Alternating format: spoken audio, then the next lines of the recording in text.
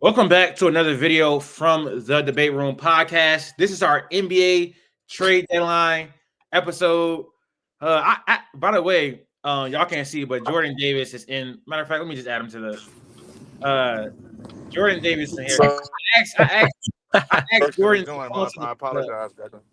I asked Jordan to come on to the episode today. He couldn't make it. I don't know if he's staying or whatever. But we ain't had Jordan on in a minute, man. It would have been refreshing. It would have been refreshing. Oh, the So, episode is over by now? no, we were just starting. Okay. I Yeah. can be here for a few segments. Okay. Well, yeah, this is our trade deadline episode. We're gonna talk about all the biggest moves, and then we're gonna do winners and losers. And then we're gonna do an NBA tier list, ranking all the teams after the deadline, with some like trivia and stuff at the end. This was an exciting deadline, one of the best, probably the best in NBA history, considering all the moves and how many stars went to different teams. So it was very exciting. I was staying up all night. Q was missing all the moves by going to sleep right before they happened. Uh, yeah, it was fun. How was the deadline for y'all? With y'all teams? I know. Well, let me ask Jordan first because you are a reporter for one of one of the best teams in the league. They did one of the teams who didn't do shit. One of Yeah. the teams who didn't do shit. got 2 second round picks and then waived the player they traded for. So, what was the trade deadline from a reporter perspective, Jordan? Well, I mean, from my perspective, I technically don't cover the team, but obviously, I work for the company. What are my thoughts on what the Thunder did, or just the trade deadline in general? But I know you're obviously cool with y'all beat reporter though. So do you have any insight on what? I'll say this. I wasn't surprised at all to hear the Thunder wasn't going to make moves. I had already heard that the move, quote unquote, was going to be Chet returning. It's part of the reason why I believe throughout the past couple of weeks, well, not the past couple of weeks, the past week or so, I'll say, media wasn't allowed into the practice facility, or at least onto the court, because you usually get to be able to look at the practice facility, and you're able to watch them practice, or at least they open up media to that portion of practice. But from what I was hearing the past week, they didn't let them do that, and it sounded like the part of the reason was because Chet was in there getting up shots. They didn't want people to record because they knew that this was a possibility that he would be able to come back. So yeah, I never really, based on what I was hearing, I never really fed too much into the Cam Johnson stuff, especially after Aaron Wiggins went and dropped 41 points a few weeks ago, or a few days ago. So, and I think that obviously played a part to make them be like, maybe we don't need to do this right now. It might be something to look forward to doing in the summer. But yeah, I think that the Thunder's trade deadline move was getting Chet Holmgren back, and he'll be suiting up tomorrow. Yeah, we'll talk about it later. Ain't really. We'll talk about it. Q, what was the deadline like for you? With seeing everything that happened. No, I was asleep. All the major how do you things, go to all the sleep for major deadline things day, happened bro? while I was asleep. Huh? I'm saying, how are you going to sleep on deadline day? I'm surprised you didn't stay up. Do you have everybody's notifications on, bro? I had Bobby Marks notifications on for the first time. Yeah, I had Mark Stein notifications on. Mark Stein, right? Yeah, I've never had his everybody notifications every on. I don't time. see how you can sleep. I just fell asleep. Like it'd be like 10:30. I'm like, I waited for one more, and then it'd be out. Like next thing I know, I'm waking up in the bathroom. Now I'm looking at the time. I'm like, damn, it's whatever. These moves today really didn't really move me too much. Yeah, Max, we'll talk about the Thunder when we get there. The first deal we're going to talk about is the Warriors trading for Jimmy Butler. This is the biggest move outside of probably the Luka deal. Happened yesterday. I made a TikTok on it, so I'll let y'all go first with y'all reaction to it. But my main question is, do we think the Warriors can compete for a championship now that they traded for Jimmy Butler? Max, you'll start. No, I'm sorry. I'm just like, I think this team is still just not great. I think that Wiggs was a great part of your defensive core there.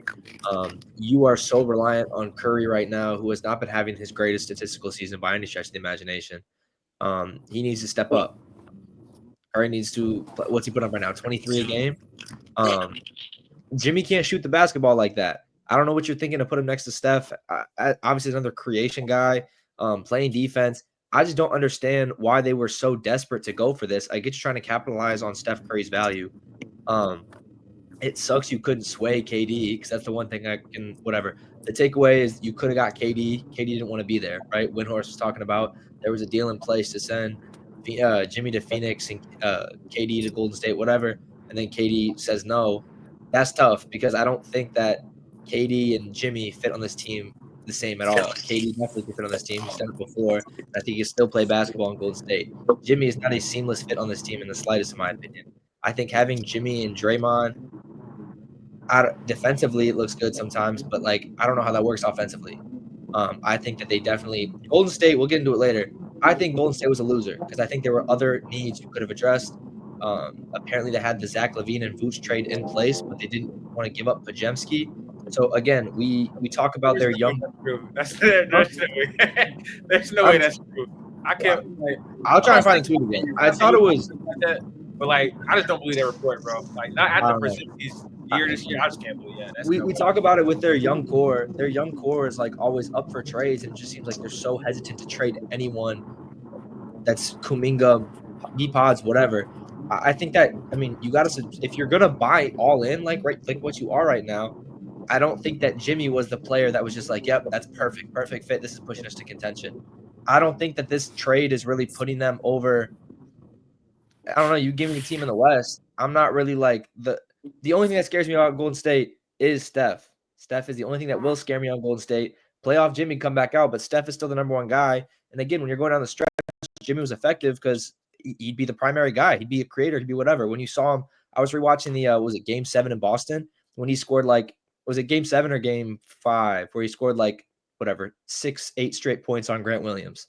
I was watching that back, and again, it's him in the ball in crunch time. He gets the TO call at the end. He's not doing that in Golden State. That's all Steph's job. He's not the off-ball creator. He's not the running through screens for a pot, like for a pick and pot. Like that's just not him. So again, I don't get the fit. It just seemed really, really desperate. And I get they called everybody, but I don't think that this was like walking away from the trade deadline. Like, yep, we got it. We got this. Like we helped Steph out. I don't get that take at all. Look, I think, can I go? Yeah, go ahead. I think that, in my humble opinion, I think the Warriors had to do something because obviously the season isn't going the way that obviously well, not anybody. I envision it going this way, but I'll say it didn't go the way that Mike Dunleavy and Joe Lacob and Steve Kerr envisioned it. I'll say, especially when you go through a summer without making any moves and holding on to your the younger pieces in the team that you talked about. So I get desperation. I get making the move. You trade away essentially Wiggins for Jimmy Butler. I mean, Kyle Anderson wasn't really playing, and then Schroeder wasn't playing good when he was in the lineup when he got traded there. So I get it, but I agree with you, Max. The Warriors are certainly losers because not only did you trade for a 35-year-old Jimmy Butler, Talk you about the give money. him an extension the moment that he gets there for $60 million a year 100%. over 2 years. 100%. Well, so I get desperation, and I get like you swung and missed. You swung and missed on KD. You swung and missed, I guess you could say, on Lauri Markkinen and Levine. But did you really swing and miss? Because you could have got them this summer when you had Chris Paul as an expiring, and you trade Poole for Chris Paul just to let Chris Paul walk for nothing, and like his contract becomes non-guaranteed, and you don't give up pods for Lauri Markkinen and. They've had so many opportunities to add talent to the roster, and they were like, no, we're gonna stand packed. We think that we have something going good with the young guys on this team and what we can do. And you get Jimmy Butler and you give him a $121 million extension. Literally Jimmy Butler. They were so desperate they gave Jimmy Butler everything that he asked for. He just said he didn't want to. So I think that they're certainly losers, especially also when you look at the fact, I believe what they're like 10th or 11th in the West right now. And then you just look at every team that's in that same like category or area with them. The Spurs are the 12th seed. They just traded for De'Aaron Fox. The Suns obviously are still there. They can still, piece some, I guess you could say, win a few. I mean, I know in that range of games, I think it's like a 3-game like difference between like the the 6th seed and the 12th seed or something like that. I read, or at least I've seen on the standings. So this, I mean, yeah, obviously you get Jimmy Butler, you get an all-star caliber player that when he's playing at that level, you add that kind of talent to your team for sure. It's definitely, it adds to the team, and it's definitely something that I guess you could say that they needed. But it doesn't move me just because of how tight the West is, especially when you just look at the landscape, like I just talked about with everybody else. So, yeah, I think the Warriors are for sure, in the grand scheme of things, losers. But I understand it. I'm just not a fan. Yeah, I get it. I understand why they did it. I wouldn't have done it. I guess you get a star next to Curry. We know for a fact 2 years from now they probably gone. They probably up. Steph retired. Dre probably retired. Jimmy Butler probably be on another team or something like that. But for the next 2 years, you got Jimmy and Steph together. You could think you trying to compete, whatever that may be. This year doesn't really help them. There's kind of mid.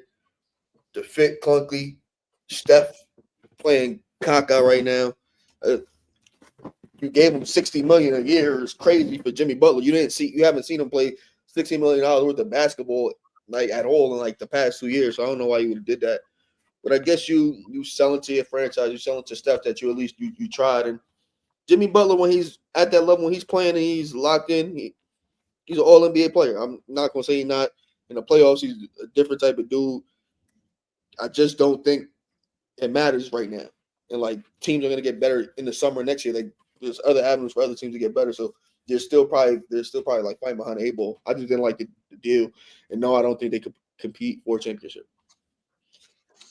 I mean, yeah, this move didn't really move the needle too much for me. I said it in TikTok. I mean, Jimmy Butler, I think, is still a great player. When he's locked in, he can probably. I think I want to assume that he can give you like production like he did in the playoffs like a few years ago. I think he's still a great player. This year he was 18 points on 64 shooting. He just played. He played like he didn't care. Like he dropped. I think he's playing the Pistons and he dropped like 39. Like he can literally still do it. Like he can still go out there and get buckets. What I want to say and what I want to focus on is Draymond. Okay, so let me say it like this. Draymond was one of the biggest pieces in the Warriors dynasty. He was, I think, the second most important reason why the Warriors won those championships, especially in the years KD wasn't there. But he's also had a big part in ruining said dynasty too.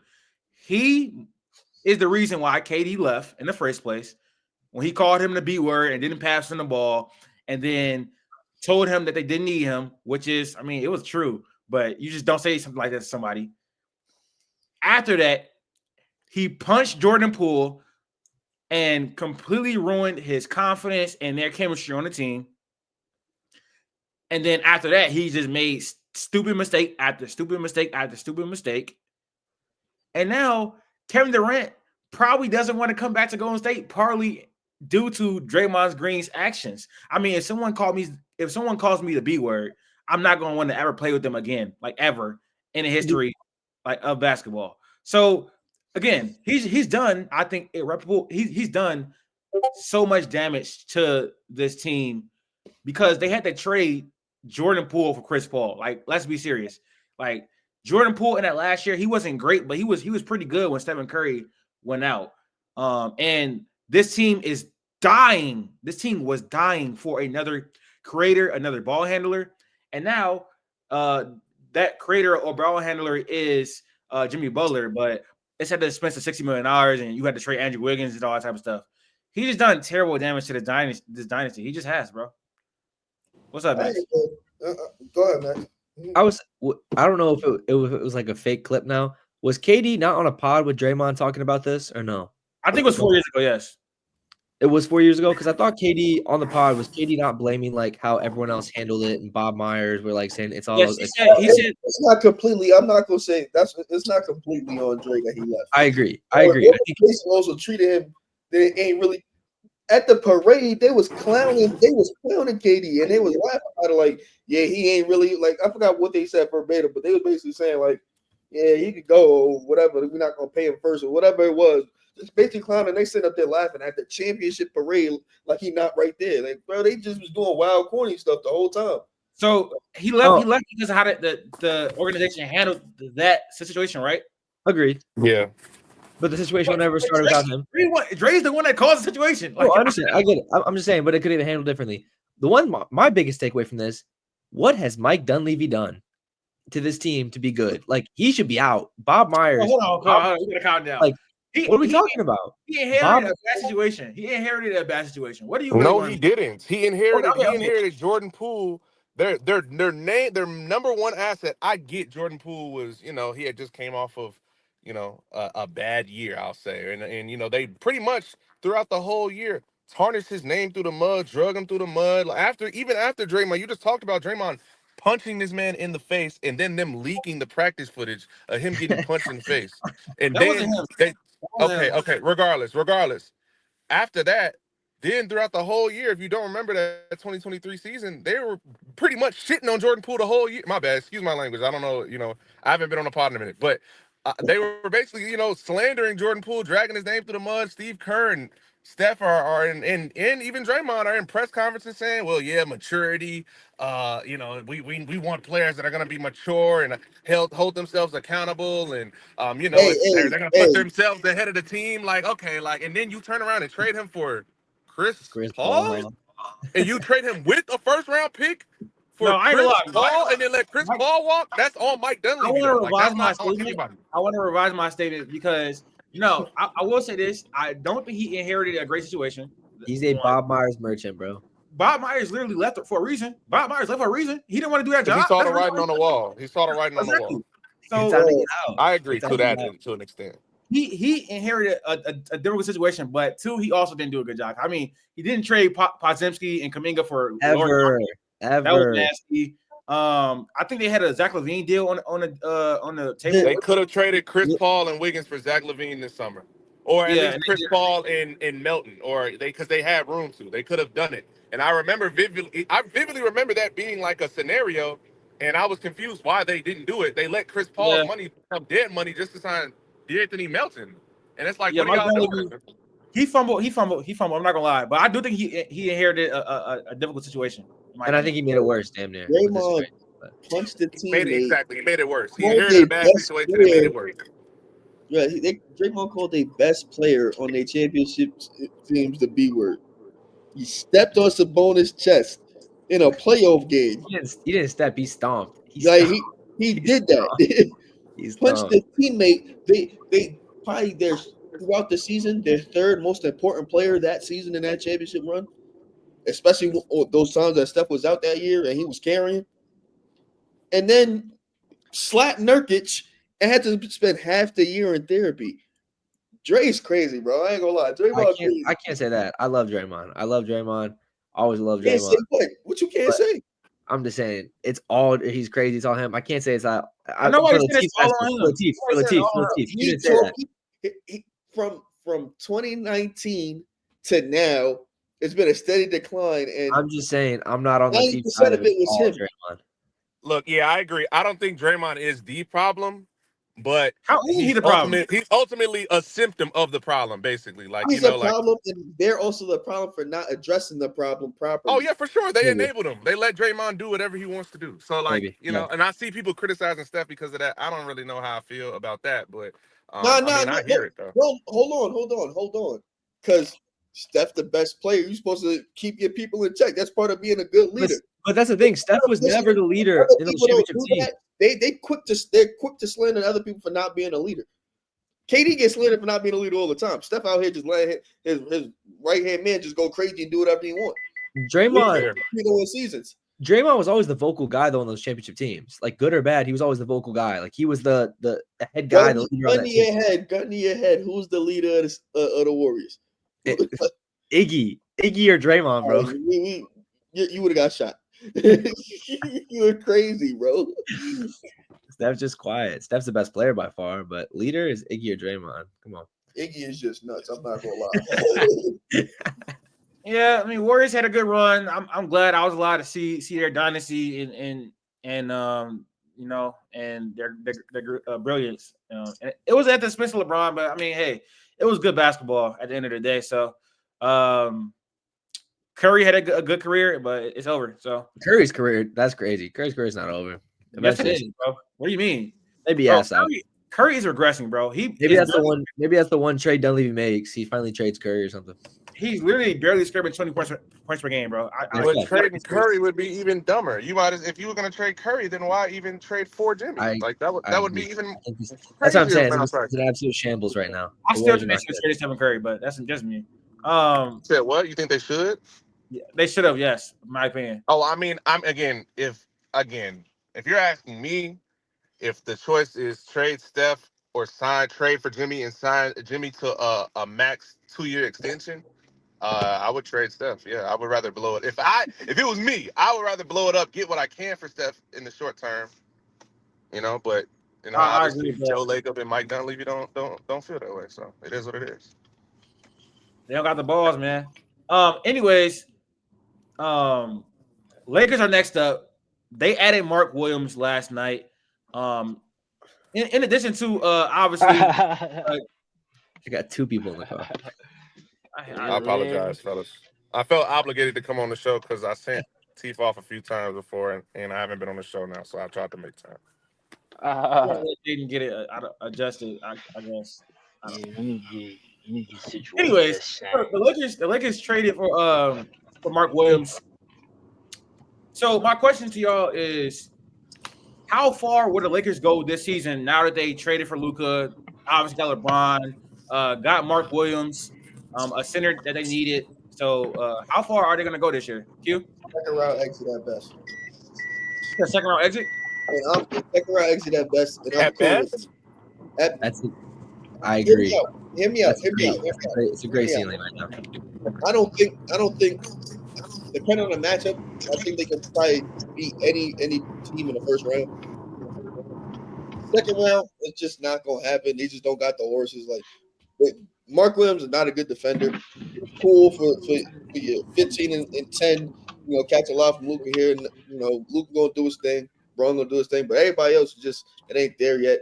In the summertime, when you could actually do some things on the margins to actually make the team better and make some moves, then we could talk. As of this year, second round exit, that's cool. But where they overachieved this year, JJ Redick, a lot of turnover, things like that, shot trade, it's cool. They don't really got to do too much. Nobody really thought they was winning the chip before. They don't expect them to win the chip now with a worse defense, worse roster in general. JD, aren't you a Lakers fan, right? I forgot. You're a Lakers fan, right? I'm not a fan of anybody anymore. I'll say I'm trying to fizzle out of my fandom as a reporter, but I'll say this: I do think that, in my opinion, that their ceiling is the Western Conference Finals. I mean, obviously, I think playoffs is mostly. I agree, JD. I agree. I think playoffs is about more than it ever has now. It's more about matchups than anything. So and if they get a good matchup, and they can avoid OKC, I believe a few of the top teams in a playoff series, Luka, two of the best playoff performers that we've ever seen on the same team. You add finally a big man, a lob threat. Obviously, I know that he has defensive concerns and injury concerns, but I mean, it's better than what they already had.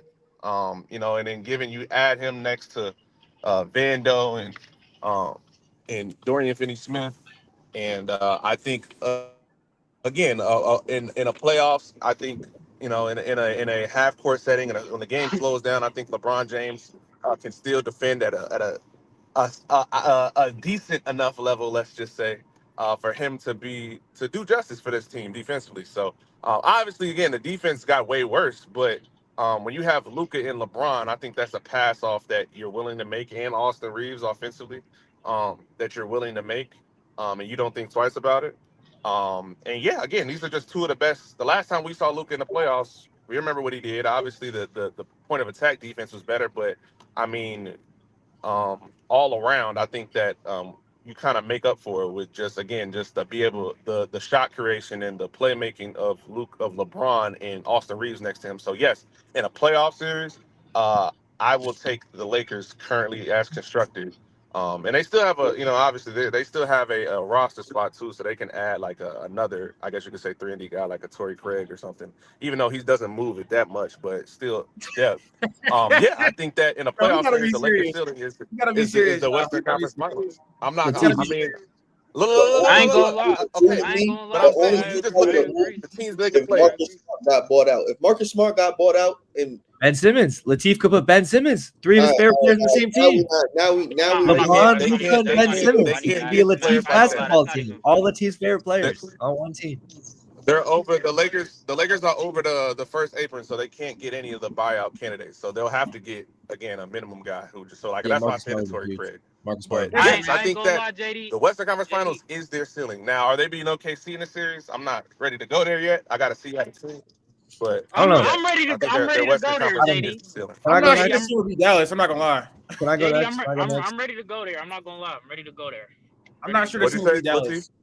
I'm not sure this team would be Dallas. I'm being dead ass. I'm with And you. Okay. I'm with you. Can I, Dallas I, make the I, playoffs first round? Dallas I clearly probably would pick Dallas over this team, to be honest. This team is a second round exit at best. I'm with Q. We got to be serious. They have no point of attack defense. Dorian Finney-Smith is like 31, 32. He's not going to be able to guard the best players in the West over the course of a 7-game series. Their rim protector is Mark Williams. We have to be serious. He is one of the worst starting rim protectors in the entire league. I'm not going to get into all the stats because I did that already on TikTok. But if I need to, I will. He's not a good rim protector at all. Offensively, they'll be pretty special with Reeves, LeBron, and Luka. But also, all three of those players are bad defenders. So their defense is going to be awful. Can they beat like the Rockets? Probably. Can they beat a team like the Grizzlies?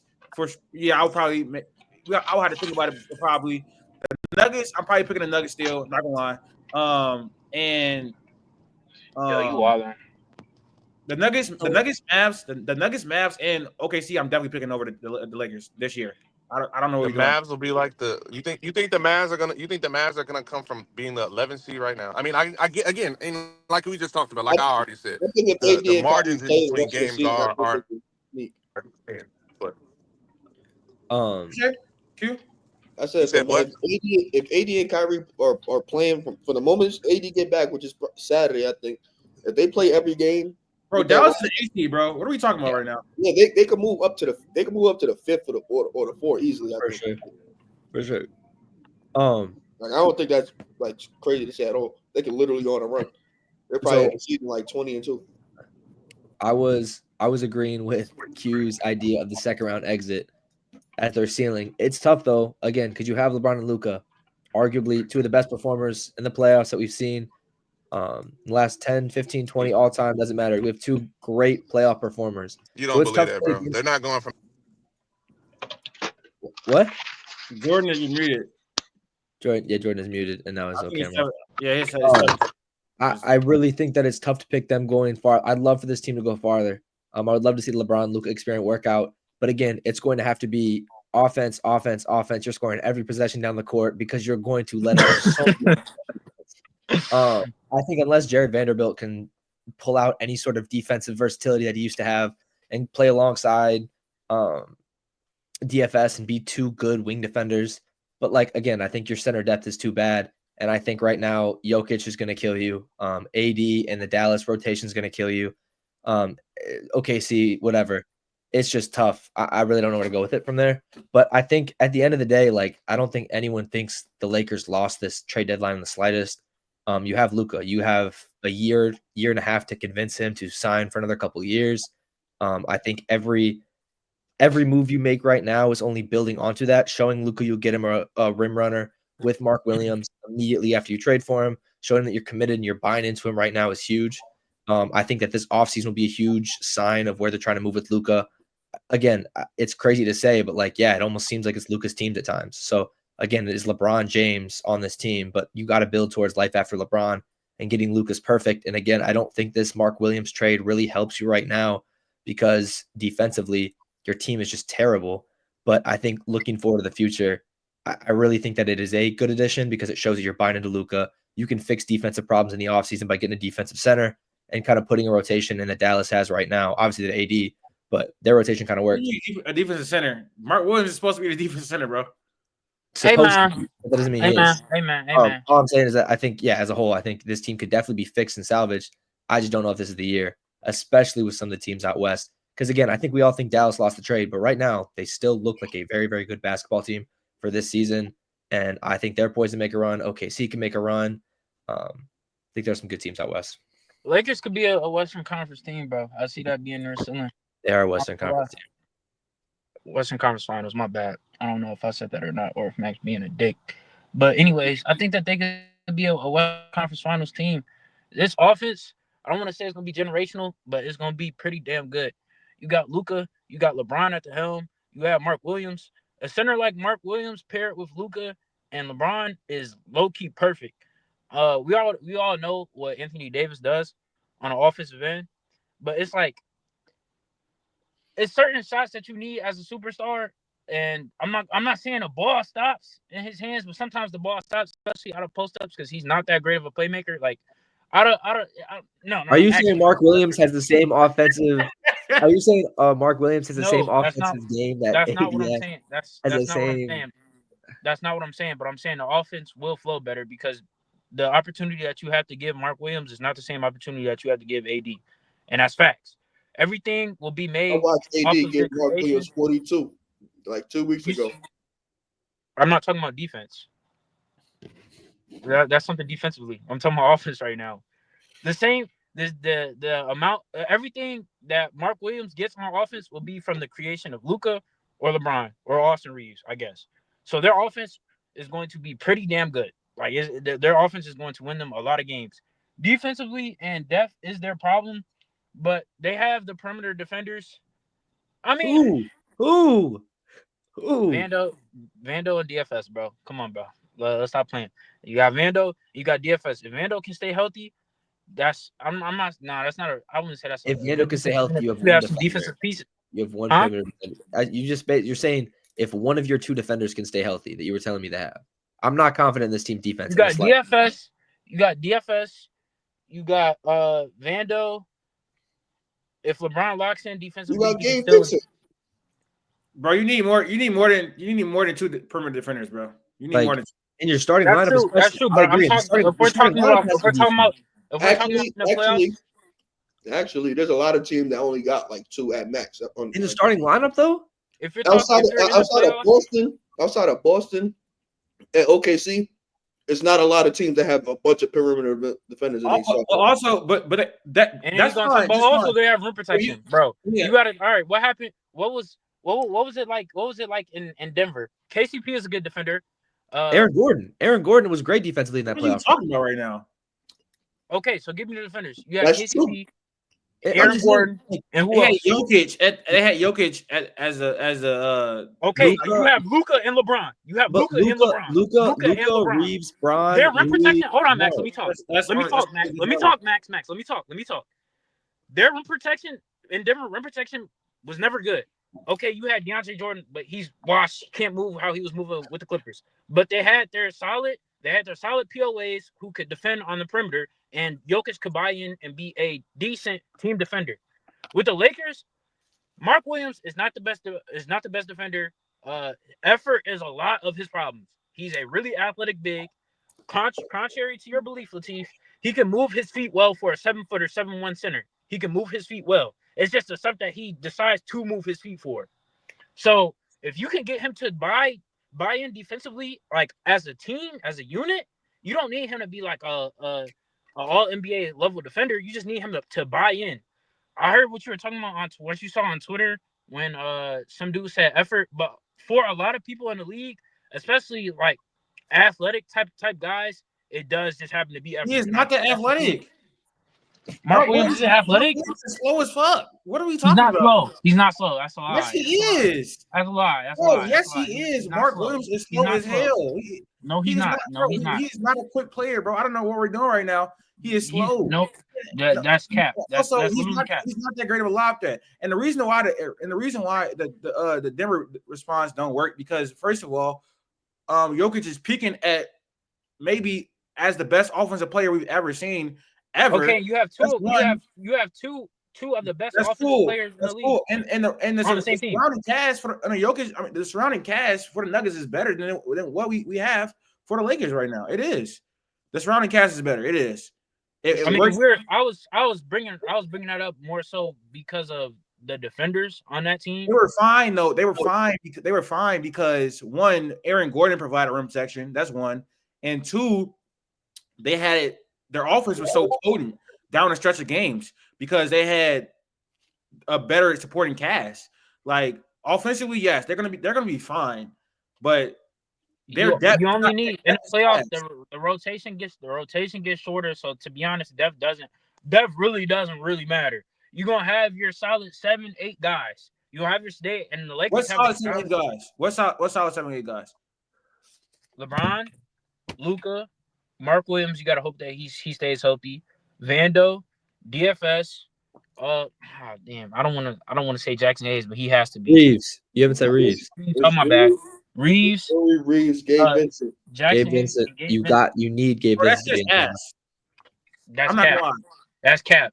That's not against me, bro. That's not true. That is not true. That's really not. That's not. You reaching for clicks, and you're. I'm not reaching for clicks at all. Saying that 7-8 man rotation is ass is just. It is. We don't have to lie and act like this team is bad. Okay, defensively they're not what they're going to be, but literally all they have to do is just come up with some type of decent team defense. If they can do that, they will be very good. They'll be very, very good because of an elite offense. They are going to be very, very elite offensively. Offensively, everything is going to run smoother than what it has been. I'm not gonna lie, since 2020 with AD, literally. So you talk. Jackson Hayes is not a good NBA player. He's not. Gabe Vincent is also not a good NBA player. That's not true. He has not been good since he's been in LA. Like literally, what are we talking about right now? He has not been good since he's been in LA. Oh. And then who are you guys talking about? We're talking about the Lakers team right now because they've only been good for 2 months out of his whole career. Their team is very underwhelming. The Lakers, they do have some glaring issues. They do for sure. Jackson Hayes is not an NBA player. What did I say? Who did I say from the Heat? Gabe Vincent. Gabe Vincent is not a good NBA player. Dorian Finney-Smith has been good since he got to the Lakers. But he's 31 years old. Again, he's not gonna be able to guard. I don't think the top 31. players. Like Mark Williams is literally. What are we doing? Mark Williams is literally a complete negative on the defense side of the ball. Like he's worse than Jokic. I don't even know what we comparing them to. He's I said all he has to do is buy in defensively. That buy in shit as a team. He doesn't have to be. I don't know how much people as a one-on-one defender. Jokic good. Jokic is ass. Jokic. I don't know how many on defense. Jokic is Jokic. But as a team defender, he can be a viable team defender. No, he can't. Look. If Mark Williams can buy in and be a decent team defender, bro, then it can work. They have that buy-in shit. Just that's not like a thing. You have to actually have awareness. I'm not gonna lie to you. I'm not gonna lie. I somewhat disagree because I do believe it's partially one, the players around him, two, just the system in general. First of all, I remember people calling the PJ Washington move for the Mavericks last year a bad move. PJ Washington's always been a good defender. He's always been a solid defender, even though Mark Williams has shown flashes of being a okay defender. That was 2 seasons ago. He's been awful for the last 2 seasons. My point is, he has the motor. I feel like it's on a team like this where I'm not even talking about motor, bro. I'm talking about awareness. I think the motor matters, though, does it not? No, it does. But his IQ is awful. His awareness is awful. His foot speed is awful. He's a drop coverage big, and they don't have any point of attack defense. How are you going to be a drop coverage? Somebody you would say you. So are you saying the way he moves laterally and all the other shit is comparable to JV? To Jonas Valanciunas? Yes. No, it's not comparable. It's not comparable at all. I mean, Jonas is probably the slowest center in the NBA. I mean, okay, that's somebody who that's terrible. Like that. That's terrible for his size. He's slow. He's not. We're lying. We're lying. Bro, I can put the clips now. That's not true. He's not slow. I can put the clips. He's not. I can put the clips right now because I actually watched the Hornets, bro. I can literally put the clips. I have them in my computer right now. He is slow. His awareness is terrible. His IQ is terrible. You don't become one of the worst defenders in the NBA like out of nowhere. Like that's not a type of thing. And he also was slow. He doesn't create a lot of blocks or steals. Like that's been something he's been since Duke. Yes or no, Jordan, who covered Duke?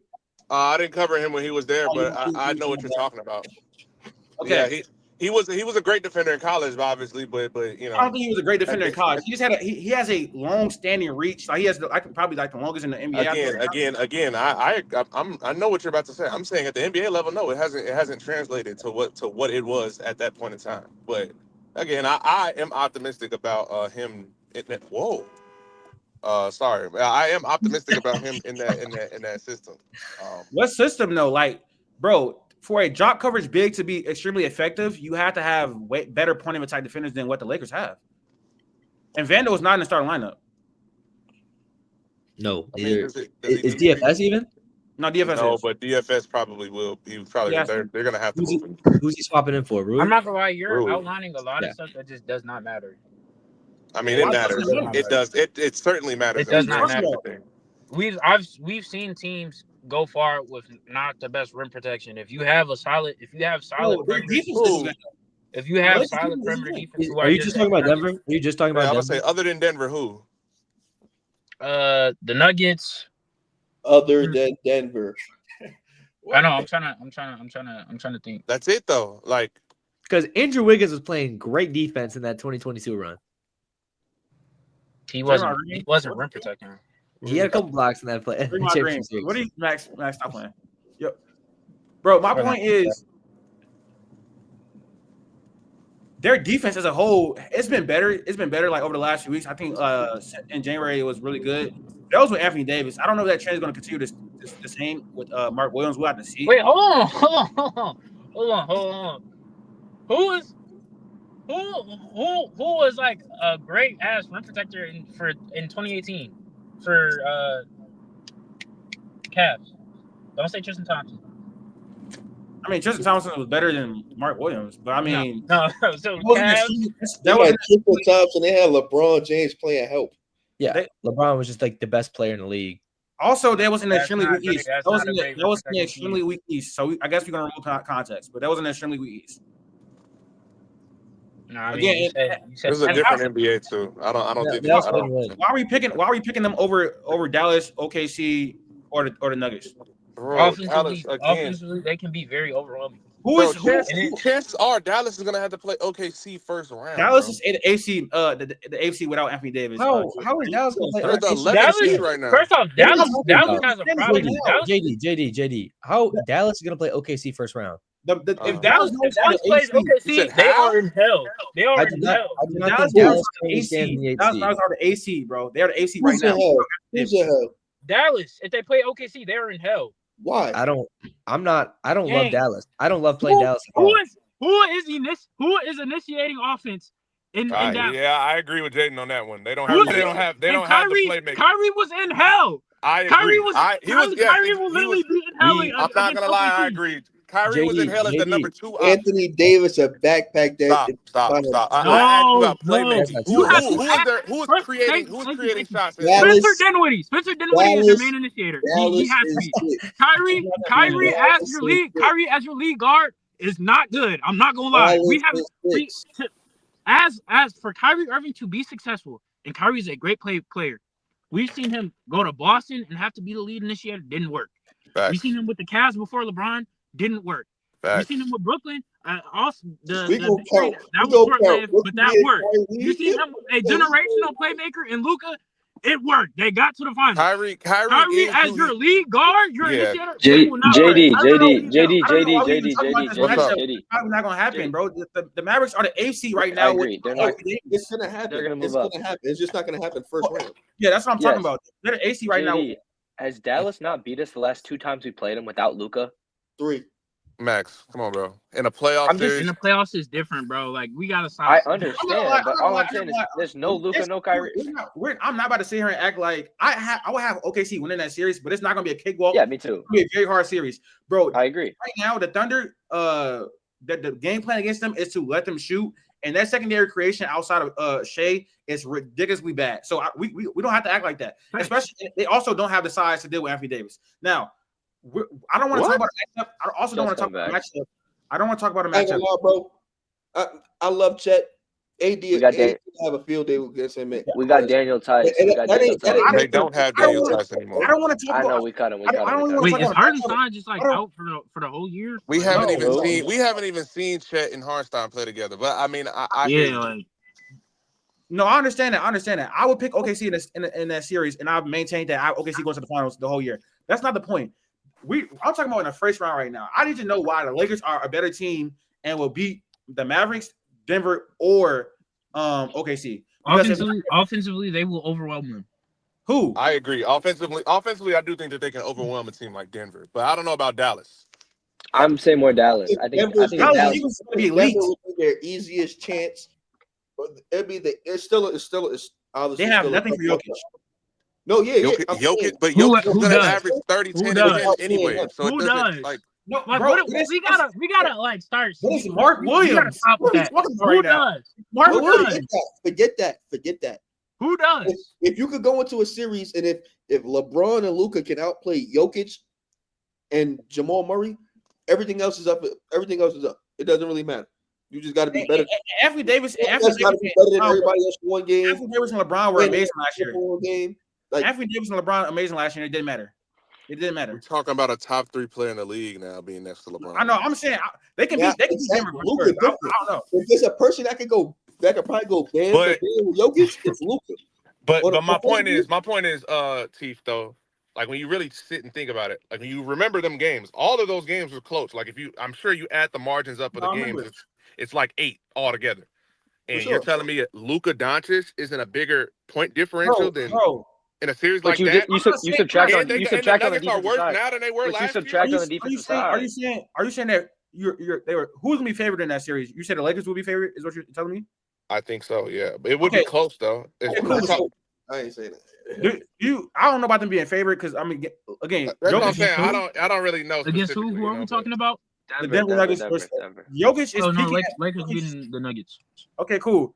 But why? I need to know why they're beating Dallas or OKC because I just don't know. I don't like that matchup for either. Again. I don't think they're beating OKC. Dallas. Why are they beating Dallas? Make the case for Dallas. Please make the case for Dallas.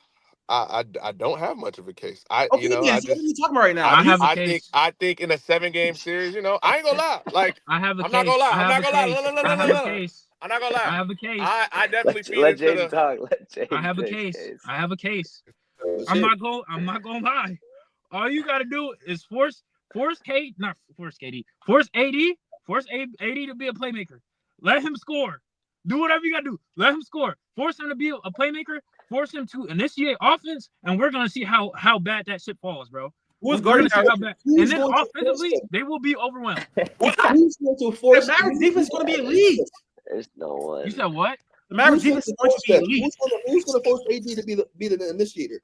Who do they have on that team that can force AD to be the initiator?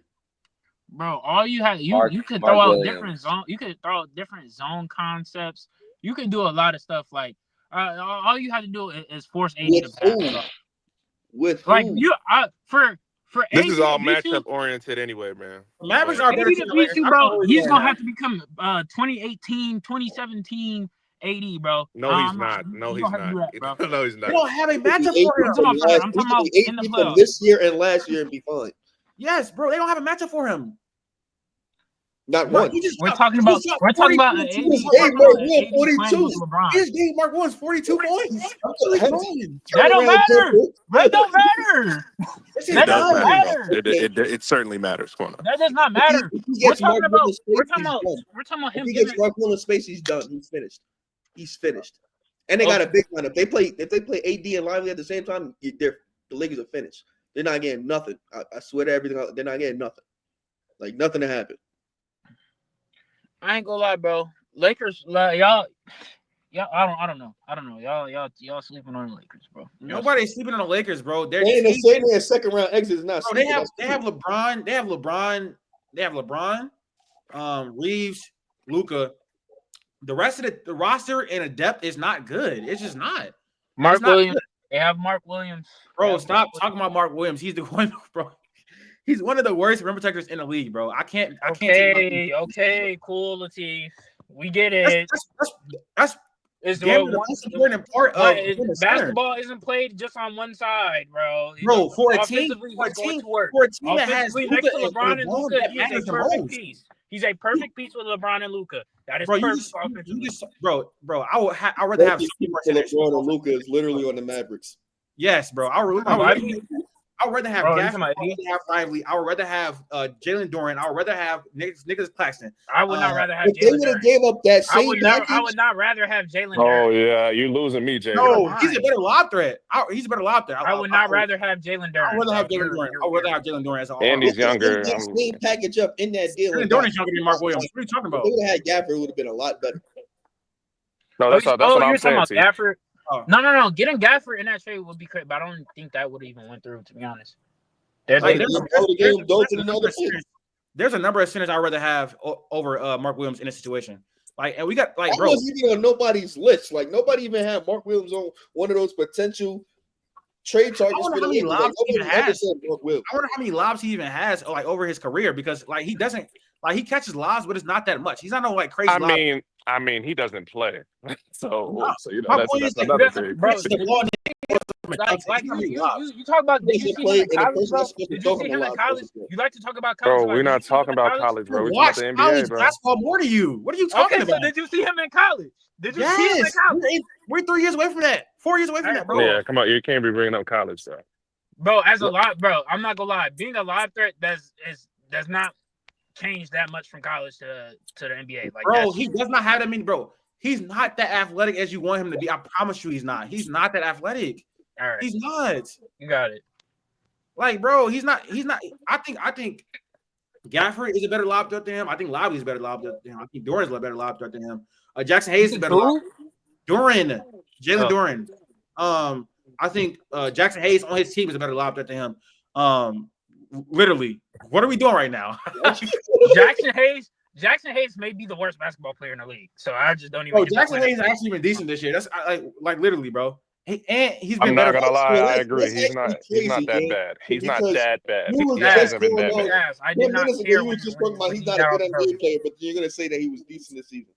You can't say both things, bro. No, he's not a good NBA player, but he's been decent this season. Yeah, he hasn't been bad this year. In totality, is he a good NBA player? No. Yeah.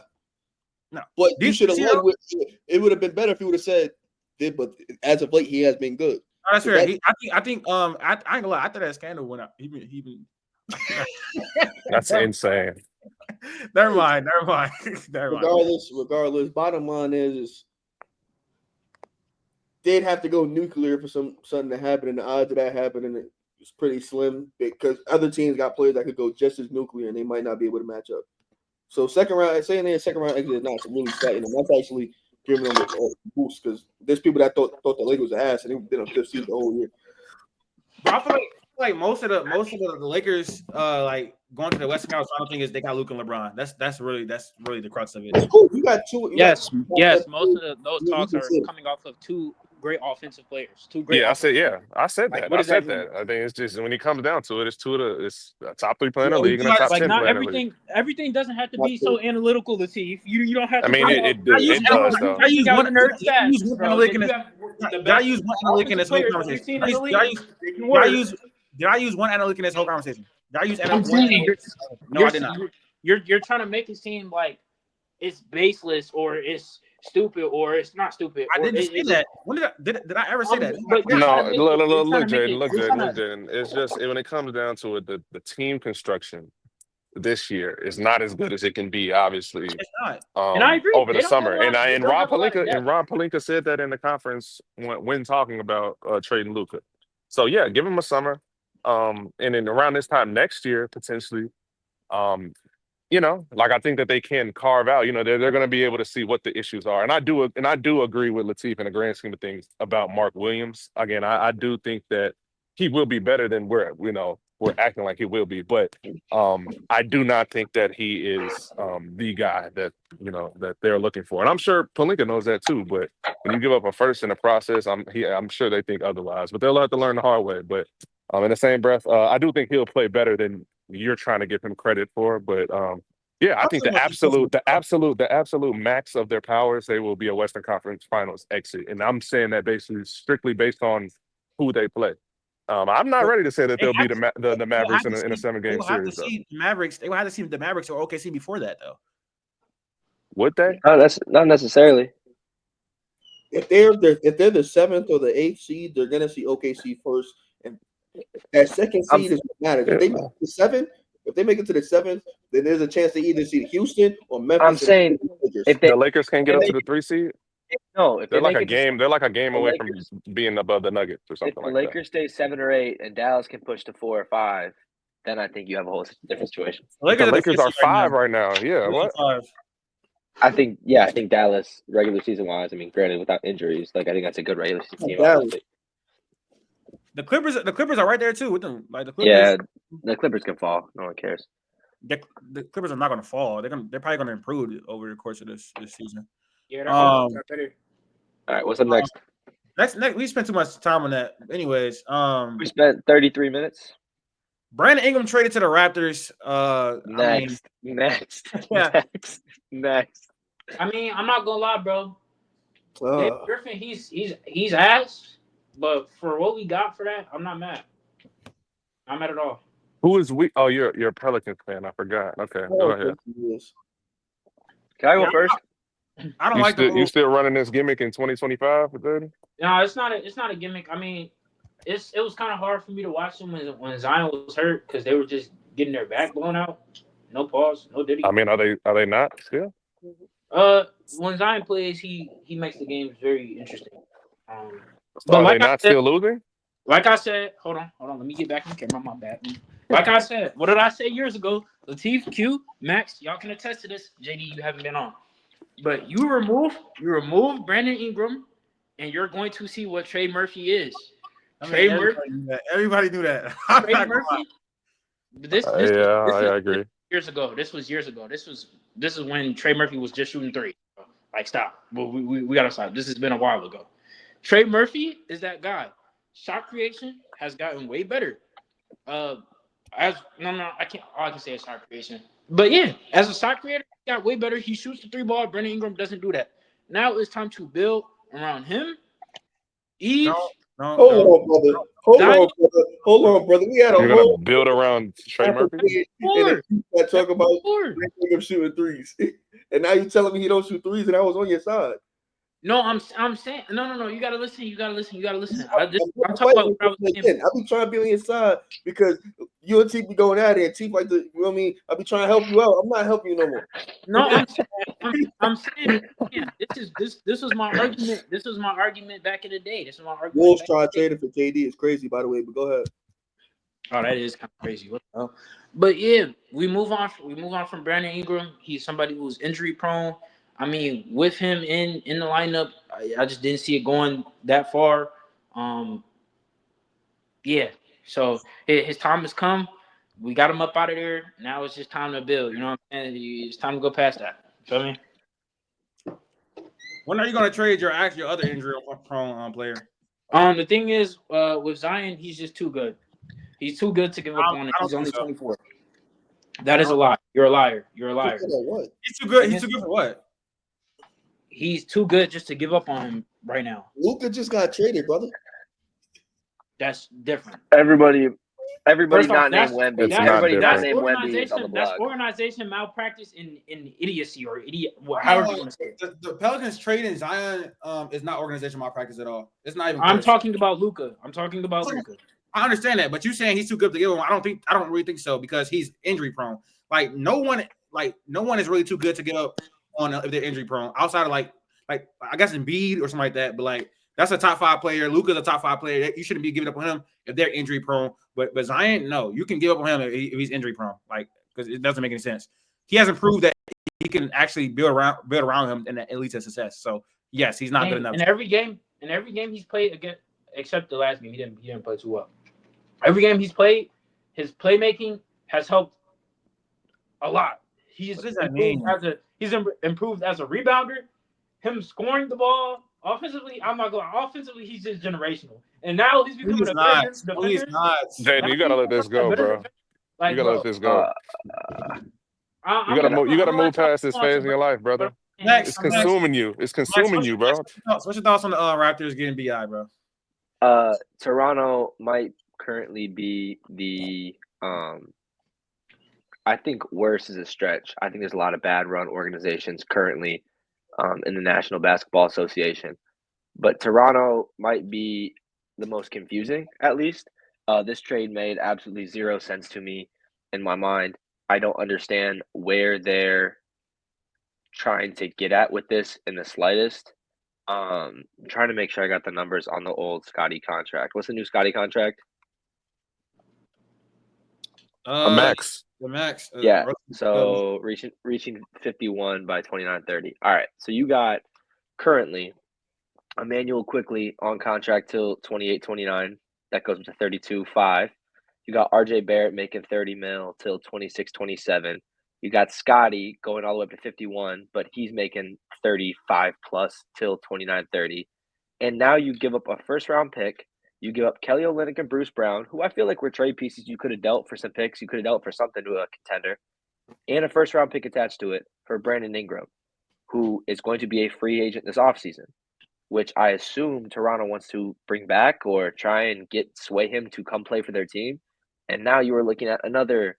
He's currently making 38. I assume he's going to be one making somewhere around there. So you're talking about another player at 38, 40, 41, $42 million. So now you have those those 4 players, 3 of them who are all ball dominant players. Brandon Ingram, who also succeeds with the ball in his hand. He wants to be the focal point of an offense. And you have you're a team full of third options at best on championship teams for the most part. And it makes no sense to me as an organization. Do you think RJ has like some type of long future with the Raptors, bro? He's on contract for 3 more years, so maybe you could trade him. But you tell me who's traded for RJ Barrett. I don't think 3 more years is true. I don't think that's true, Max. What? I don't think he's on contract for 3 more years. Is he? I mean, that's what. I thought he was under contract for a little bit more. What's this? This is just Basketball Reference. They got him on. He's in a contract for 2 more seasons after this one. After this one, so 3. Yeah, sorry. So 3 more years. Essentially. This current year, what? 2 more. I guess. This year, that's what I was looking at. That's 2 more years. It's 3 years. This year, 2 more years. So again, he's tradable next year because you have 1 more year on his deal, I guess. But I don't understand where this team's going. You are not good. You're not going to be good. You're going to be sitting in this mediocrity. I think you're going to be one of the best mediocre teams, but you're not going to be bad enough to tank and get good picks because, to be honest, that's how Toronto has gotten their value, is by drafting and trying to build up through the draft because no one's going to sign in Toronto. So I think you're currently sitting with this team where you're giving up assets to be in cap hell with quickly, Scotty, and BI. Let's say you get rid of RJ Barrett next year. That's still, $100 million, $110, $115 million a year, and 3 players who are not going to be good enough to bring you a championship when you still have Cleveland's and Boston's and wherever Joel Embiid goes in New York. And, it just makes no sense. I think this team is the Sacramento of the East. They are just perfectly fine being mediocre and trying to make the play-in. And even when they trade away some of their best players, they still just find a way to put themselves back in the same exact position they just were. Masai Ujiri obviously made the Kawhi trade. Great for him. You won a championship off that. But it seems like he's riding high on this because I really don't know, besides drafting Scotty and Grady right now, what are the great moves you've made as a free agent, being free agency signings or being trades? Because I think every year they have guys at the deadline that people want and they never get dealt. So I think this team is just so confusing to me, and this trade just adds to it. I don't think they were Brandon Ingram away from anything besides the 8th seed. And so I really I don't understand this team at all. But I agree with the sentiment, Max. I didn't like the move. I don't hate it. I guess it has some upside. I don't really know. It sells tickets. That's about it. Yeah, the vibes will be great. Like you got some. I guess you got some popular names. You got Scotty. You got BI. You got RJ. I mean, so yeah, the vibes are gonna be immaculate. RJ is the most popular name out of all of them, to be honest, in Canada. But yeah, I just don't think this team ceiling is very high at all. I think as long as they're paying $120 million to Brandon Ingram, Scotty Barnes, and IQ, they're going to be a middling team unless they get a lot of draft luck and draft the Cooper Flag or Dylan Harper, or next year draft the Cam Boozer. But actually, next year they're probably going to be in the play-in, so they're not going to be able to get one of those. I agree on that. Draft luck this year would be huge. It would be huge if you get a Cooper Flag and have this as a supporting cast. That's huge. Yeah, it would be, but that's just not happening. I mean, it can, I guess, but I just don't think they're going to send Cooper to Toronto. I'm sorry, I just don't believe the NBA is letting it happen. The best the best white American prospect we've seen since Larry Bird probably. He's not going to Canada, bro. This is not happening. Nah, that's kind of racist. That's not racist, bro. That's just how the I business don't works. know what that means.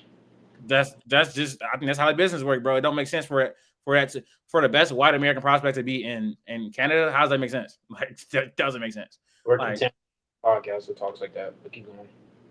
does that make sense to anybody else? Max? No comment.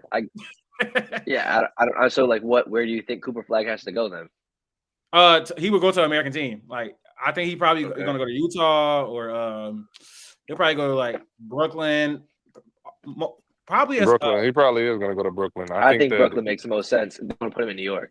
They're going to I get force what you're AJ saying. to Utah because of the whole Utah prep thing. But that's a whole I don't other know. Hate for conversation. Toronto. I think they will put him in a big market, and they'll try to put him in a big market. Bro, you think Adam Silver don't got nothing to do with that shit? I just can't believe it. I'm not even no conspiracy theories. No. There's no way. It is no way. They bro. The draft lottery seems very, very rigged over the past. And the draft lottery ended up on Toronto, bro. If the draft lottery ended up on Toronto, bro, they would cut the TV off for like 15 minutes and redo that shit, bro. Like literally. I'm so serious, bro. They'll let. I'm not gonna lie. I think last year's draft lottery, it was really like anyone's up for grabs because they did not care who got drafted. Like that's the perfect time to have a weird team win the draft lottery because your first overall pick is Reese Shea or Sarr. But now again, when you get the Wembys, when you get the Cooper Flags, like you got to put them in a big market. So gang. Cooper Flag is coming to New Orleans. Like, come on, bro. We wilding right now. Trade Zion for Cooper. All right, we don't got to talk about that trade too much, and it don't really impact the NBA that much. We can move on. The Cavs added Deandre Hunter, who has been amazing this year. They obviously needed a wing. Would like a little bit more defense, to be honest, but I'll start first on this. I really like the move because we are the best offense in the NBA, and we just added a player that's what? Where have I been? What are you saying? I don't know what you mean by that. He has some Cleveland allegiance. Have I really been going that long that you saying we now to the Cavaliers? Pistons allegiance, I guess. I've been on that literally since like 2010, bro. I don't know what that means to me. Yeah, Latif. Who was on that 2010 team? All right, bro. I'm gonna let you get it off. Go ahead. Anyways, DeAndre Hunter. DeAndre Hunter is averaging 20 points per game on 61 true shooting. You added that to the best offense in the league. That's gonna be big. I wish he was a better defender, but he is. He's big and he's long pass. So it's gonna help as long as if he's able to lock in with Evan Mobley and Jared Allen instead of the people the Lakers got. But then it'll be a little bit more beneficial to the team. So we'll see. Do I think it puts us? Well, my question is, do you think this move puts the Cavaliers closer to the Celtics in the grand scheme of things?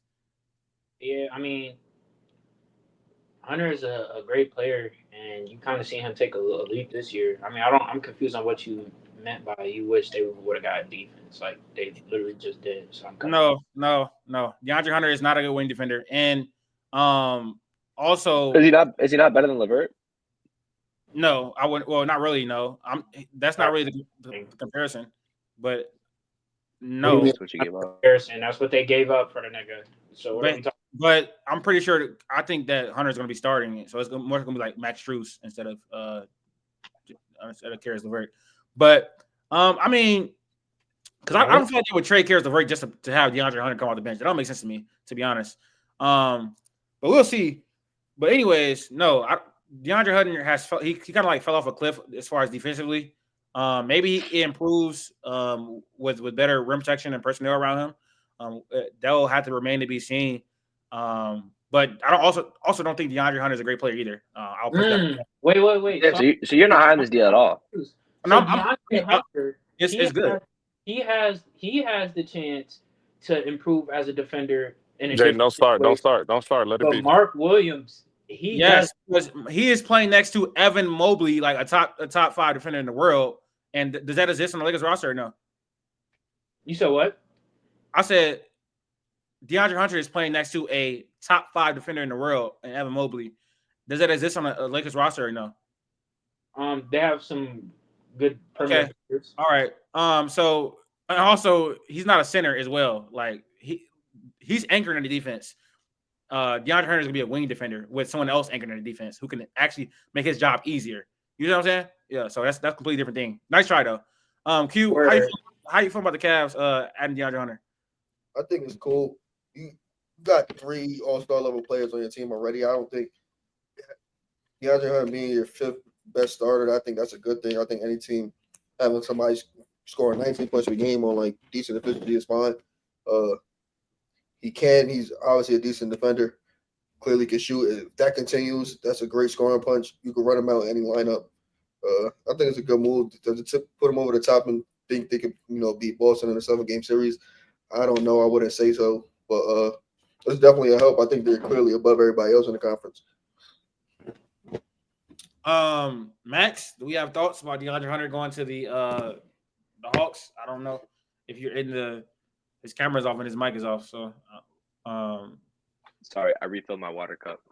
No, I'm pissed. I'm pissed because it's just for the fact more where I think Cleveland and OKC are in very similar positions, and I just give them credit for actually going around and making a move. JD, I get it. Maybe this was never going to happen, but I think there was definitely, again, with all the picks we had, there were moves to be made. Big or small, I guess, but I don't know. Getting another big in the rotation, I would have been fine with. Getting another shooter would have been great. I think especially with some of the guys who are getting moved at the deadline, I don't know. I would have been open to a lot of different possibilities as far as whether it was a creation, whether it was shooting, whether it was big depth because we've been getting injured. Like I think we have so many picks. Why not put them to use while we're a number 1 seed? And again, do we have to go all in right now? No. But I think getting another piece or two to keep out from injuries, keep out from cold streaks, whatever. Like I think we have so many pieces right now that we could get out that aren't super essential to us. I think Kenrich Williams obviously could deal. You could pick one of Wiggins or Isaiah Joe, which would be tough, but I still think they could get dealt with picks for something much better. Usman Jang could have dealt. Like I think there are pieces could have still traded Toppage. So I think there were a lot of guys that we could have dealt if we had to grab whatever, any of the things I just said. And so I guess Latif, you don't think he's a good defender and you don't think he's a good offensive player, but you're still happy about the move. So I don't get that. Huh? What was your comment about DeAndre Hunter? He's been a great offensive player this season, but we have to I'm not really it's been 40 games. I had to see him you got to scale him onto the Cavs. It's not going to be the same on this team. Exactly. He's not going to have the same opportunity he had on the Hawks. I agree. Especially I don't know Jalen how Johnson good that is though, because he was going back and forth between the bench and starting for the Hawks. He pretty much be doing the same thing. He's going to fill that Caris LeVert role. Wasn't he like the 3rd option though? Yeah, his shots his production is definitely going to go down just based off shot profile and the team.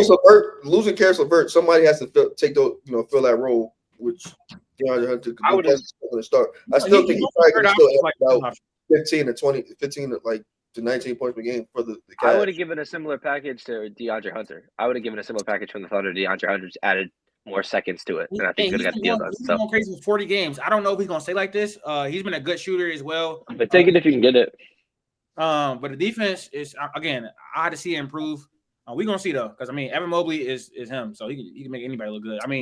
And another reason why the Lakers comparison just wasn't smart, because literally Evan Mobley has Darius Garland looking like a competent defender. Like he has Max Strus at times looking like a competent defender. Like obviously D Mitch gives effort, but he has him looking like a competent defender.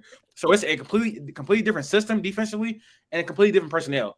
So that's why the Mark Williams comp don't work. But Donovan Mitchell has looked like a competent defender for some years in his career. With Rudy Gobert, yes, another. I'm saying, so does that have to be because of Evan Mobley? Like yes, it is. Yeah. Because of an all NBA defender in the back line. Yeah, sure. Okay, but we're all right. So, but we've been getting criticisms about Rudy Gobert being this highly rated defender. So that's not from anyone that knows what they're talking about. Does it really matter? He's a great rim protector. That's what he is. Because he can't guard Luka at the 3-point line. Don't mean he's not a great defender. That's just internet talk. Two types of Nobody defense. can guard Luka, man. That's facts. That's facts. Do we want to talk about these KD landing spots? Do y'all have like a list of landing spots we got for KD? No, He's I not put it on. going I Man, put to. it. oh man, I this put is on a nasty. topic. I was talking about in the summer. I was talking about in the summer. This is nasty. For me, I think I'm not it's more gonna of a lie, bro. mistake. KD gotta wrap it up, bro. He gotta wrap it up. I agree. He Oh, does oh, need hold to. on. He does need to sit down. He does need to sit Now down. look, now he getting me upset. Right? No. What up? He gotta wrap it up, bro. I mean, I'm not gonna lie, it's Oh, not over. wrap it up, but he No, needs to sit down. He No, needs to not.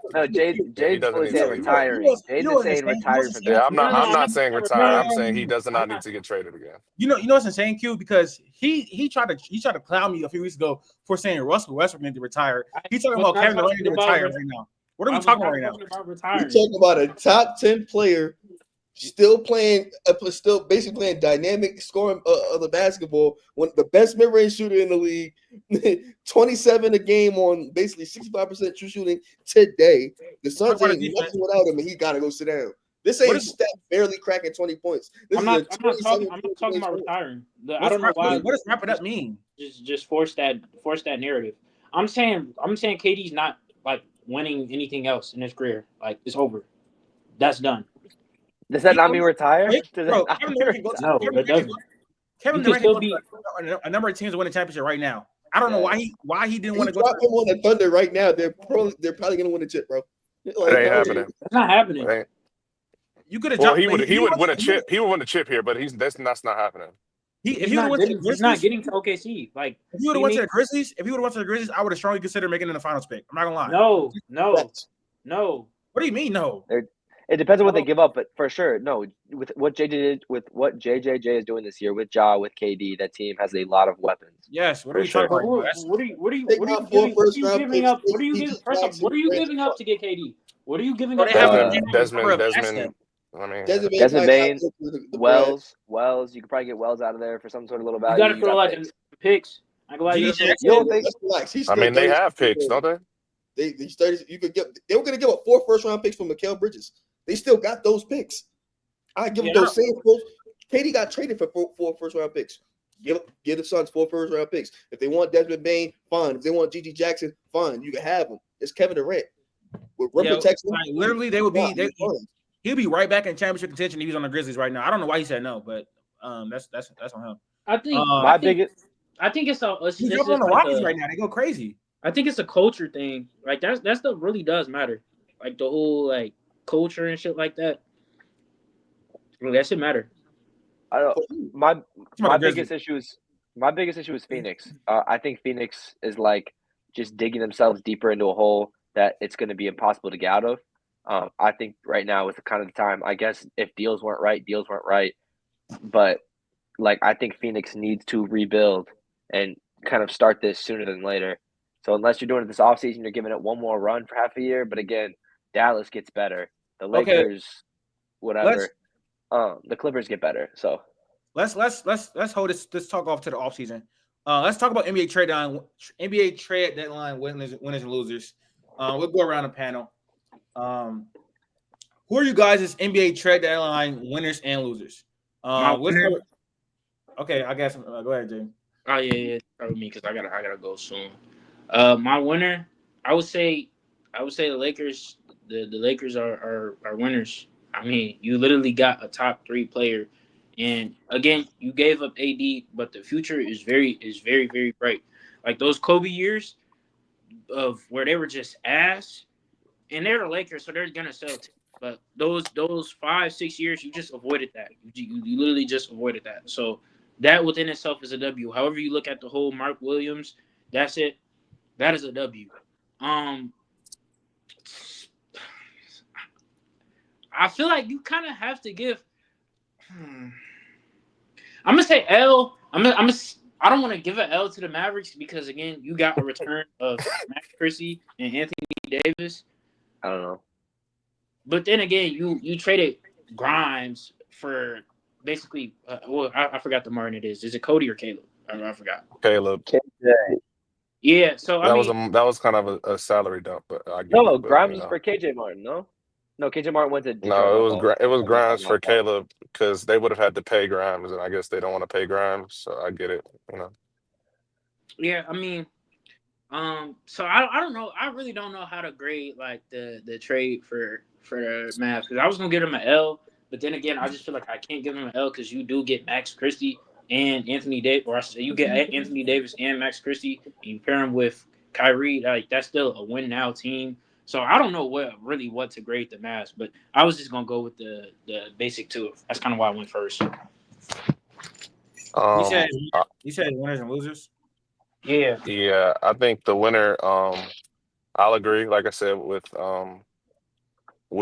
Jaden, that the Lakers are clear winners in my opinion. Obviously, like for the same reasons you said, you're getting Luka. Um, I apologize. Yeah, you get Luka in this deal. Top 3 player in the world. Add him to the team with LeBron, and then you go out and you're making aggressive moves. Like again, we're gonna agree to disagree. I think that the Mark Williams move is a good move in the grand scheme of things because based on their center position, they didn't have anybody at that level They right gave now. him So a first round pick. They gave him a first round pick and a pick swap, Jordan. that pick, okay, that the first round pick is not gonna in 2031 is not gonna, again, when you have Luke on your team, they're gonna be in contention or at least a good team every year. I don't really care about We're picks. Talking about a 2031 pick, bro. I don't really care about picks. It's a risk But because Mark Williams is injury prone. Yeah, that's fair. And that's fair. I'm strictly making this strictly based off of when he's on the floor. If he's obviously if he's not on the floor. But yeah, they're winners because they got Luka. And then I've already spoke about the losers. I think in the grand scheme of things, Jaden, I hear what you're saying, trying to say Dallas is losers. But if we're talking strictly about this deadline, no, they can't be losers because, they're in win now mode. If you're talking about the trade itself, yeah, but I don't think they're losers from this deadline. I still think, like I said earlier, I still think the Warriors are losers, even though you get Jimmy Butler, because I don't think that move is seismic enough to change the trajectory of the team that much. I mean, you go from a play-in team to what, a play-in team? Like it still doesn't move me. I don't think that they're a top 6 team in the West. I don't think that there's much they could do at this deadline that would have made them consider winners, because everything they could have done to be able to avoid that could have happened in the offseason. So, I think that the Warriors are still losers, even though you make a trade that you had to make. I mean, it would have been a lose-lose situation, in my opinion. Q? Lakers obvious winners. I think if it was ever possible, getting Jimmy Butler on your team is an L. I think Yo, I'm crying. the Mavs didn't win. They definitely didn't. They didn't win. They didn't win in the short term, and they ain't win in the long term. Jordan, that was crazy. I don't know why you said that. But for this season, they stagnant. Y'all sitting here. Hold on. Y'all sitting here singing the Mavs praises. They were finals and y'all contenders. sitting here talking about they lost. I agree. But I'm saying stayed stagnant and then lost a generational player. I just sat here and said that I agree that they're losers altogether, like in the long run. But if based on like what we was talking about, I mean, I guess it's like they would have been contenders regardless. But yeah, they would have been. Go ahead. They didn't win in the short term either, though, because they stayed the same and lost the generational talent. Like I would have had them go beat in OKC without Anthony Davis. Like I would have had them beat any team literally without Anthony Davis. I don't know what that. That's on my. I hear you, but I guess. But yeah. So what you saying? You're saying the Mavericks are losers? Put the money up right now. I'm not gonna lie. Listen. Oh wait, for OKC in Dallas, put the money up. Yeah. What you want to do? 50, we can do 50. Oh, I like when we talk about. I already got a bet with KD6. We're gonna double it. We're gonna double that with that we see that matchup. So I got. Hey, Latif, when we gonna get our? What'd you say, Jordan? I mean, Jayden. When we gonna get our bet going? What bet? I like talking money. You were supposed to 1v1. That was supposed to go on the channel. Bro, so I literally sent the money. I literally sent the money to KD6 yesterday, and you did not send the money to him. He still didn't send me the cash. Bro, we can talk about it later. All right. Anyways, so I ain't gonna lie. My losers list was way longer than my winners list. Like I ain't gonna lie. A lot of people did some bad shit at this deadline. Did y'all talk about your losers already or no? I think everybody. No, you asked me. I haven't said anything. I haven't said anything yet. Okay, Max, you can go. We should be able to agree Yeah. that the Warriors are losers, though, right? I don't have them on my list. No. I don't have them on my list. My winners, my winners were obviously LA in the long term. This season, obviously they still have holes, but in the long term, they obviously won. I also have Boston. I still think I'll take Boston to win the finals. I don't think What the anyone fuck did touches they do? Boston. I'm just saying. I think OKC didn't make a move. Cleveland's move is How'd not they big win? enough to where because they're still the favorites in the whatever in the finals run. They didn't do anything. They're fine. Who won the deadline, bro? I think Boston is actually a winner because they came Always out of trying to it get with some out of the box. whatever. My three big losers are Golden State for sure, and then again, like I said earlier, this is just turning into the same franchise, and that's Toronto and Sacramento. I think both lost major. Both these teams had the Wait. opportunity to. I don't. Wait. I'm kind of confused on why we're saying the Warriors are losers. I'm kind of confused. I'm confused on how we think they're winners. I'm confused on why we think Sacramento lost. I the don't think Warriors are I don't think you have to be either or. Like Yeah, I agree with Jaden. just because you're not I a don't think winner Golden doesn't State mean won, you're not though. a loser. No. You're giving the I Warriors. understand. The Warriors are giving Steph his due diligence. He's not the same. He's not the same player. He's not 2016 Curry. He's not even 22 Curry. He's not even 23 Curry.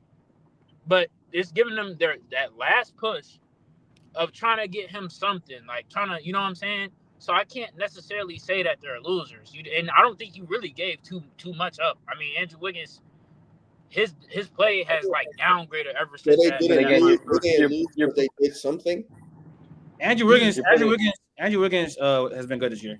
I was about to say he's been good. I'm not about to call the Warriors. Since that championship.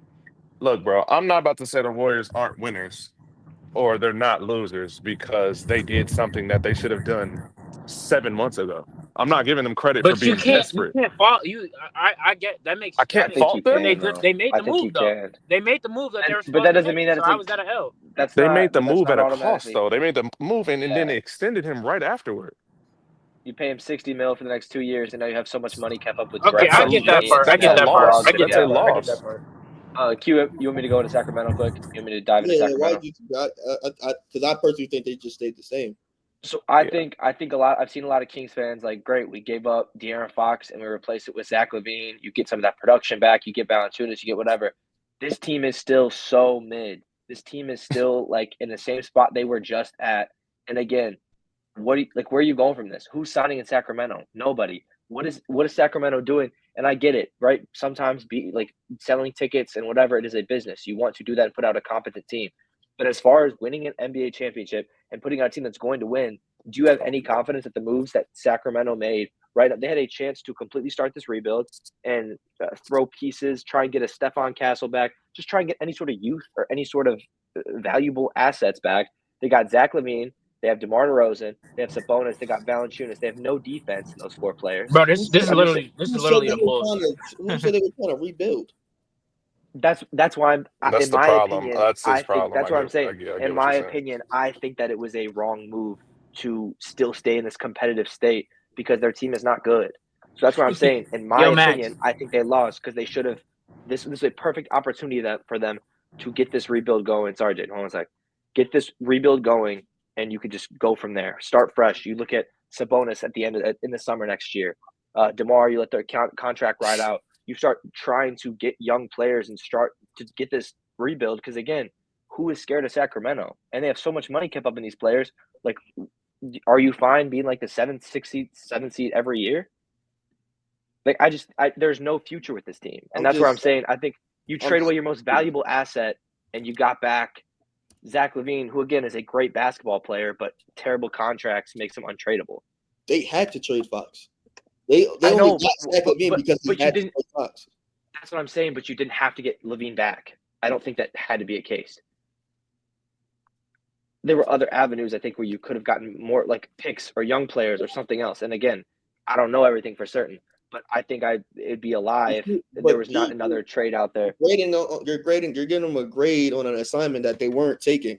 Like, they weren't trying to rebuild. They weren't trying to trade Fox. They were back into a situation that you just pulled the trade. But the same thing about Jimmy, though. They were trying competing. The way they were competing. The same thing about Jimmy, though, is where like they think they're still competing. They still think they're still going to put a championship team around. I just disagree, and I don't think this team is good. Oh, And that's where I'm like, if they would have picked any other player, if they would have found a way to get Kevin Durant, I'd have been fine with the move. I'm them making a trade. If it would have been anybody else, I would never call them a loser. I just called them a loser because it was Jimmy Butler. I'm not going to understand. Like that's what I'm saying. But I didn't. Q, what's your problem with Jimmy Butler, bro? Bro, he's 35. They just gave a 35-year-old. He's gonna be 38 by the end of the time. He gets $60 million, bro. Come on, bro. JD, what's up? JD, what's up? He tweaking or What do you mean, my what's up? Okay. So again, my losers list is way longer than my winners list. Honestly, I think the Miami Heat won, to be honest. Just because they won at this deadline, because you had to trade Jimmy Butler and you got a first round pick for him and Andrew Wiggins, who is a good player. And now you have like a solid team. They're not going to be like great or anything right now, but considering the fact of how all the stuff with Jimmy Butler went, the fact that you got a first round pick for him and Andrew Wiggins, and you get some salary relief going forward, I think it was a win for them. Also, I think the Hornets did some good work too. They got a first round pick for Nurkic to take on Nurkic. I like that. They also got a first round pick for Mark Williams. They got Dalton Connect.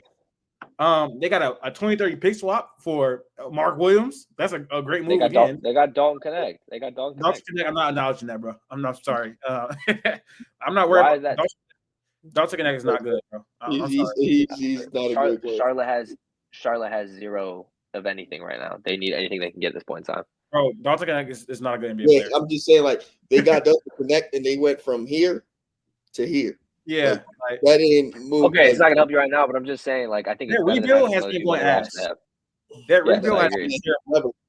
Their rebuild has been terrible. They're about to do another rebuild. I think they're going to trade LaMelo, but yeah, their rebuild has been going very badly. But this specific deadline, I think they did good stuff.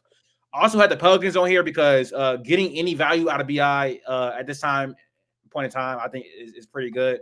They also get like a direction with like Trey Murphy is blossoming right now. And so getting BI out the way is good.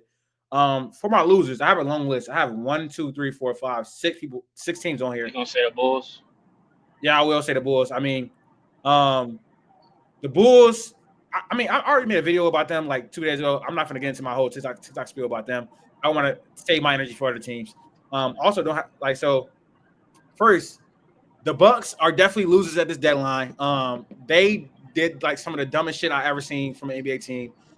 They traded Chris Middleton for a worse player in Kyle Kuzma. Now, I understand it gave them cap relief, but like it's crazy how Chris Middleton is like 37, 38. I'm probably over-exaggerating, and he's still a better player than Kyle. Because he's like 34. 34. Yeah.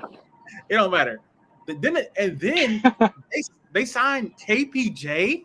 Like KPJ is terrible. Kuzma is already one of the worst players in the NBA. But KPJ, along with all his baggage and the stuff that comes with KPJ, signing him is nuts. Like, bro, they got him for like Bochan, bro. I don't care, bro. KPJ's ass doesn't play. KPJ's ass, and he beat his girlfriend, bro. I don't care. You should not be trading for him, bro. Like, what are we doing right now? You're the only one that like not that we don't care, but it's like no, I care about that. I'm saying like I'm not saying we don't care. I'm saying NBA teams literally don't. Allegedly, I don't want to get sued. But anyways, like, they don't care. Like, but anyway, well, yeah, but I mean, he hasn't even been hooping this year. I can understand I can't understand. I could see like I can see it. He was like, he's not even playing good, bro. So I think Giannis is going to axe out after this season because the Bucks aren't going anywhere. They're really closing their championship window shut. I hated the move they did at the deadline. Okay, so them getting KPJ for Bochan. Bro, I guess Middleton was cool, but Middleton is old and can't stay healthy. So I mean, I guess. Bro, Kyle Kuzma is one of the worst players in the NBA. Not even trolling right now. You go. Okay. So I'm confused. This is where I get confused. Okay, what's up? Because last year Kuzma was pretty good. Yes. Was he not? Yes. So you don't think in a more structured environment he can be be better than what he was with the Wizards? I don't think he scales down really well because one, he really can't shoot from the 3-point line. And he can't defend, and his motor is not good. So no, I don't think bro. But I don't I even think think he'll be better, 3-point but he's shooting. cooked. I think it's wasn't clear even that the man 3-point is shooting. cooked. Like, I'm not gonna say they don't need 3-point shooting because everybody could use more 3-point shooting, but they needed He's not more even of a shooting the wing ball well, scorer. though. I know I'm saying they need another wing scorer. Like, it doesn't have to necessarily be like He's never been a good wing scorer ever in his life, though. Even when he was on the Lakers, he was at a below average efficiency. I don't know what we're doing right now. Yeah, he was a good wing scorer 2 years ago. We lying, bro. I guess on the Wizards, bro. On the Wizards. But anyways, also I gotta Max, come on screen right now. Max, come on screen. I don't know what you're doing. It's time. Max, where you at? Is he here? He about to go shit on Presty right now. Listen, man. Bro, I have to fill up my water cup, okay? You got Oh, me man. talking, so I got to put my fucking Bro. Oh, water. man. This This shit is on about to be Presty. interesting. I'm not a Thunders fan. I'm getting tired of Sam Presti, bro. Thunders? I'm getting Thunders. tired of This him. is ridiculous. I'm getting tired of Sam Presti, bro. Yes, You he's- have all these assets, and you don't want to move them in the middle of the season, bro. OKC is the best team in the league right now, but they need to still improve on the margins in order to solidify their championship case. Because I'm not disagreeing. outside of Shea, their offensive creation is terrible. Even I think Chet's going to help that for sure, but it still can get better. They need another ball handler off the bench, and their shooting needs work a lot. You have all these assets, all these picks. You're a great drafter. Can he actually build a championship team that actually wins the championship? With I don't know. He needs to show me something. I'm tired of him just sitting on it, bro. The only thing he did this deadline was get 2 second-round picks for Daniel Tice. Like, what are you doing, Sam Presti? Like, if they don't win a championship, it's going to be solely because of him. Because he doesn't want to improve on the margins. You don't get Cam Johnson. You don't get DeAndre Hunter. You don't get Colin Sexton. I don't know what he's doing. I'm pretty sure they could have got Kevin Durant if they really wanted to. So I agree. don't know. We could have got. I think we have the. Who are you giving up for KD, KD though? Like, what They have 3,000 Hardenstein. picks. I don't talked really about care. this I ain't gonna lie. sometime, bro. You We could talked give up. about this. Like, you could give up J-Dub and 2 firsts, and they'll say yes. Like, But you think they're giving up J-Dub though? I You wouldn't could want give to, up, but that's what bro. I'm You saying. could give up. There You are can give up. You don't even got to do that, bro. You can give up I Hardenstein. agree. You can give up Hardenstein, Dort, and 4 firsts. And I wouldn't do it. There are other ways definitely to get it. Hardenstein. I would do I like don't want to go JD. But I don't see giving up Harden's like for KD. I get it, but like it's just like I feel like you're moving backwards at that point because you got Hardenstein. You do you got not- KD. J-Dub is a good player. He's not some. Oh man, I wish I did have to give up J-Dub. He's an all-star. okay. He's a young all-star who is a great defensively. And He's good decent. offensive. Efficiency is not good. He's not a great decision maker. Not a great playmaker. Struggles with athleticism a little bit. There's a lot of things going on. If I could flip him for Kevin Durant for the next 3 years, I'm perfectly doing that. I probably guarantee myself at 1 championship, probably 2, easily. Oh man, here we go. Everybody's in the call now. Everybody on there. We're talking about right now. We're talking about Sam Presti. Who just joined? Oh no! What up, KD6? we talking about he muted. Wait, why you? He can't even hear us. He can't hear us. He probably can't hear us. Yeah, the way I don't even know if he's in here. Okay. Anyways, yeah. What are you saying, Q? I'm just saying, you can pass up on J-Dub and 3 first-round picks. The Suns will be ecstatic, but you're going to be in a way better place. I don't think it even needs to cost that much, though. I don't even think it needs to cost that much. Katie, you can hear us? Phoenix just needs anything back there. No, I couldn't before. Okay. We talking about that important. I don't think he's that like of the 3 main guys. You keep Shea, and you keep Chet, no matter what. Everybody else, yeah. But then Shea is, I'd say J-Dub if you want to say Hardenstein for this season, but J-Dub is then the 3rd most valuable person on that team. We're talking about Sam Presti's unwillingness to make a move right now. KD, what's your first of all, what's your trade deadline winners and losers, and then your thoughts on Sam Presti's unwillingness to make a move? Do you want like top 3 winners, top 3 losers? How'd y'all do it? That's cool. Okay. I'm gonna leave out the Lakers just because like it's so obvious they won. Like it doesn't really mean anything.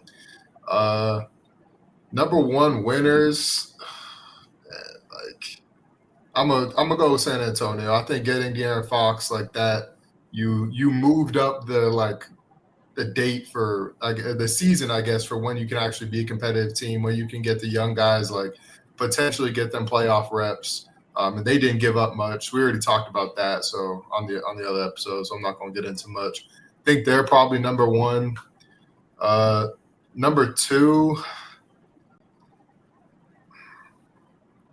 I'm going to say Cleveland. Even though I don't love the move Cleveland made, I do think that they didn't give up that much. And to improve an already good team is just like it's a W in of itself. Even if he's not what I thought they needed. I thought they needed more of a like on-ball defensive wing, but he's having a great season. He's shooting great from three. He's going to fit in the offensive system well. So I like that for Cleveland. And then third winner, I'm going to go with Miami. Like I think Miami came out that trade probably better off than everybody else. They don't got to pay Jimmy his money. They're getting a SPO guy in Andrew Wiggins who's going to play both sides of the ball, who now that he's scaled down in his role, he's not being asked to be like the number two, sometimes number one scoring option where Steph don't got it. He's going to be like the number three scoring option on the team behind Tyler Hero and Bam. Even more than that, sometimes you got Rozier and other guys. So, like, I think that role for him is going to be really good. They got the Warriors first-round pick this season, which is going to be a good pick. Maybe not good, but it's going to be around like 17, 18 range. And they got Davion Mitchell, who I think that's another like SPO type of fit guy. He can come off the bench, give you good passing, not really a playmaker because he can't score, but a good passer, like a pesky defender, locks in on that end, just another like SPO guy. And we've seen SPO make guys who can't shoot suddenly they snipers. So that happens with Davion, they're gonna be cooking. So I have them third. Biggest losers. Do you think the Hornets were winners? I think the Hornets were winners. Hornets were winners, to be honest. In terms of the value they got, yes, but I mean, it's like that. At some point, like picks and stuff like that is LaMelo's only getting older every single year. So you gonna keep rebuilding in the middle of rebuilds? I don't know. It's weird for me. They're in a weird spot to where it's like yeah, you had to say yes to this trade because I think they won it by far, the Mark Williams trade. Like I think the Lakers severely overpaid. But in terms of you want to compete next season, it doesn't help you with that. Like maybe if you can go get Duke center, I don't know how you can pronounce his name, Malash, whatever it is. Maybe if you go get him, like, but beyond that, who's your center? Who's your center going into next season? They don't have one. So it's like, yeah, but they could go get him, and but it's still like you paying Ayton, and so they just got question marks. I think in terms of value, what they got, they definitely won. Like, were a winner for this deadline, but in terms of direction, I'm still got questions about Charlotte. So your losers? Yeah, so number one loser for me is Orlando, and I say that as a Magic fan. It's so obvious that the team needs shooting. They need perimeter-oriented offense. It's so obvious that you can just go look at the stats for the three-point shooting across the league, and they're dead last. Like, it's not even close how bad they are. They're like 2000s level of shooting percentage from deep, and they did nothing. They did nothing. So that's another year of like you're just wasting Paolo and Franz while they're not yet on their expensive contracts. Like Franz's contract, I think kicks in next year. So like Franz is hooping. Oh my God, bro. It's like so you're not taking advantage of that. And they easily could have. They could have made a trade. They've got all their assets. Like you just, I don't know. Like it's them standing pat was a major L for me.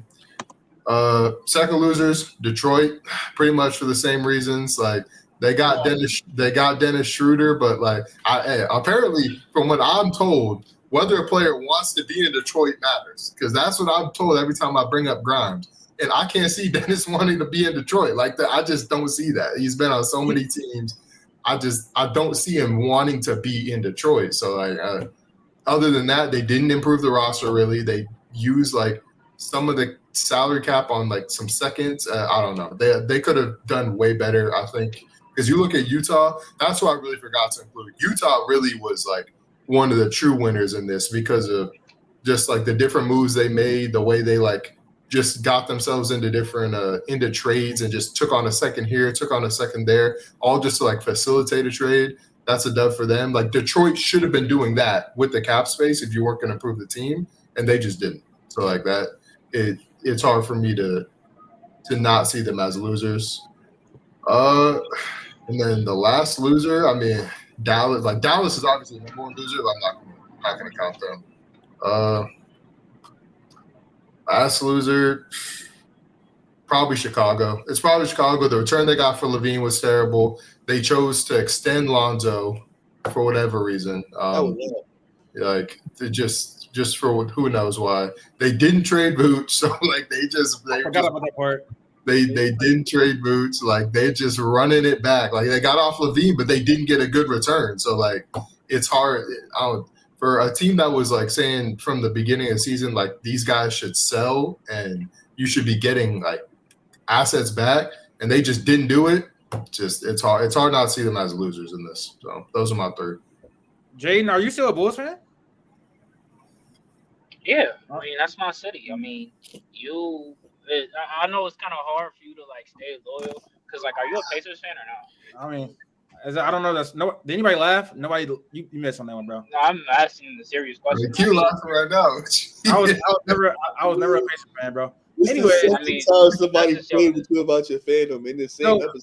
Yo, so do we want to do blind rankings trivia first, or do we want to do this tier list? Do the blind ranking. All right, we got some blind rankings. All right. Max, I got one. I'm gonna go after you though. I got 1, 2. I'm gonna go after you. We have a lot of people. I got a blind ranking, and I also have a King of the Hill. So first up, Anybody the that's not blind on camera is ranking. not getting included. I'm just saying. What's up? Anybody that's not on camera is here. You go. All right. So for the blind rank, it is going to be on impact on their new team. Both of mine will be impact on their new team. Okay. So we're gonna blind rank these players based on how much impact they will have on their new team, new situation, whatever. All right. Everybody good? 1 through 5, like normal. First up, we have Brandon Ingram going to Toronto. 5. 4. I'll say 4 or 3. 3 or 4. 3 or 4. I'm leaning 4. All right. I heard a lot of 4s. 4. All right. So we're sticking with 4. Yeah. Kyle Kuzma to Milwaukee. 5. 5. There could be somebody worse that we gotta leave it be 5. So we're going 5. Yeah. Next up, we got Bojan Bogdanovic going to the Clippers. Oh, I'm not gonna lie. Bogdanovic? Yeah, sorry. I said Bojan. That's like 2 or 3. 3 is cool. I don't think he's gonna have more impact than Brandon Ingram, but it's too late now. So I mean, yes, he is. We can't put Bogdan over BI. We got to put him at 6. Bro, it's 6. There's no 6. There's no 6. No, it's 5. We do 1 through 5. Oh my! We do 1 through 5. I said that beforehand. You can Oh go back my on the TikTok. Yeah, that's what I'm We saying. said 1 through You gotta 5. go back 3. Yeah, he has to go 3 then. Man. All right, we got Jimmy to the Warriors. 2. I'll do 2. Are we gonna get because it's a lot we could get though. We could get 5. A lot of trades went down. A We lot could of get trades into went those down on guys. this trade deadline. 2 All to be right, safe. so you guys are going 2. It's already cooked anyways with Bogdan at 3. So All right. So the most impactful trade this offseason or this trade deadline, according to you all, is Mark Williams going to the LA Lakers. Hey, according to some, that makes them Western Conference Finals. Wait, real quick, Katie. If it's true, yes. What do you think is the ceiling for the Lakers as presently constructed right now this year? the ceiling? Yeah, this year. I mean, the ceiling's finals. Whether or not they can win the championship, I have to see the team first. Like I can't make no. Thank you. You're not scared of defense? Finals? You're not scared of defense? Thank you. The ceiling is finals. Yeah. Thank you. I got a second round exit. As the ceiling. Second round. Yeah. They're gonna lose in the second round. All right. Okay. All right. Hold up. I cannot like. We've seen Luka drag garbage teams to the conference finals. Like what? Thank you. And we've seen LeBron drag garbage teams to the finals. Like what? I'm not gonna lie. Crazy. the LeBron thing, that was like years ago. And also, I mean, again, I think LeBron in the playoffs is probably 90% of what LeBron in the playoffs a few years ago. I don't know about that. Do you think they beat? He was last playoffs. He literally was this last playoffs. It was one round. And do you think they beat Dallas, OKC, or Denver? I think they can. And we're talking about ceiling. Ceiling just means if you can do it. I mean, anybody can do anything, but I'm Realistic. saying no. Realistic. Yeah, we talking about realistic. What do you mean? I believe they can beat all those teams in a playoff series. Okay, you have the two best players in each of those series, except Denver. Make the prediction. Make the prediction for that season. We still got the two best players in the series versus Denver. Make the prediction. Yeah, that's crazy. No, make the prediction. Like what do you actually think is going to happen? What do you actually think is going to happen? What do I think? Where do I think I haven't seen the team play. Like I can't do that. Oh man. You would choose him over, you would choose him over Dallas or no?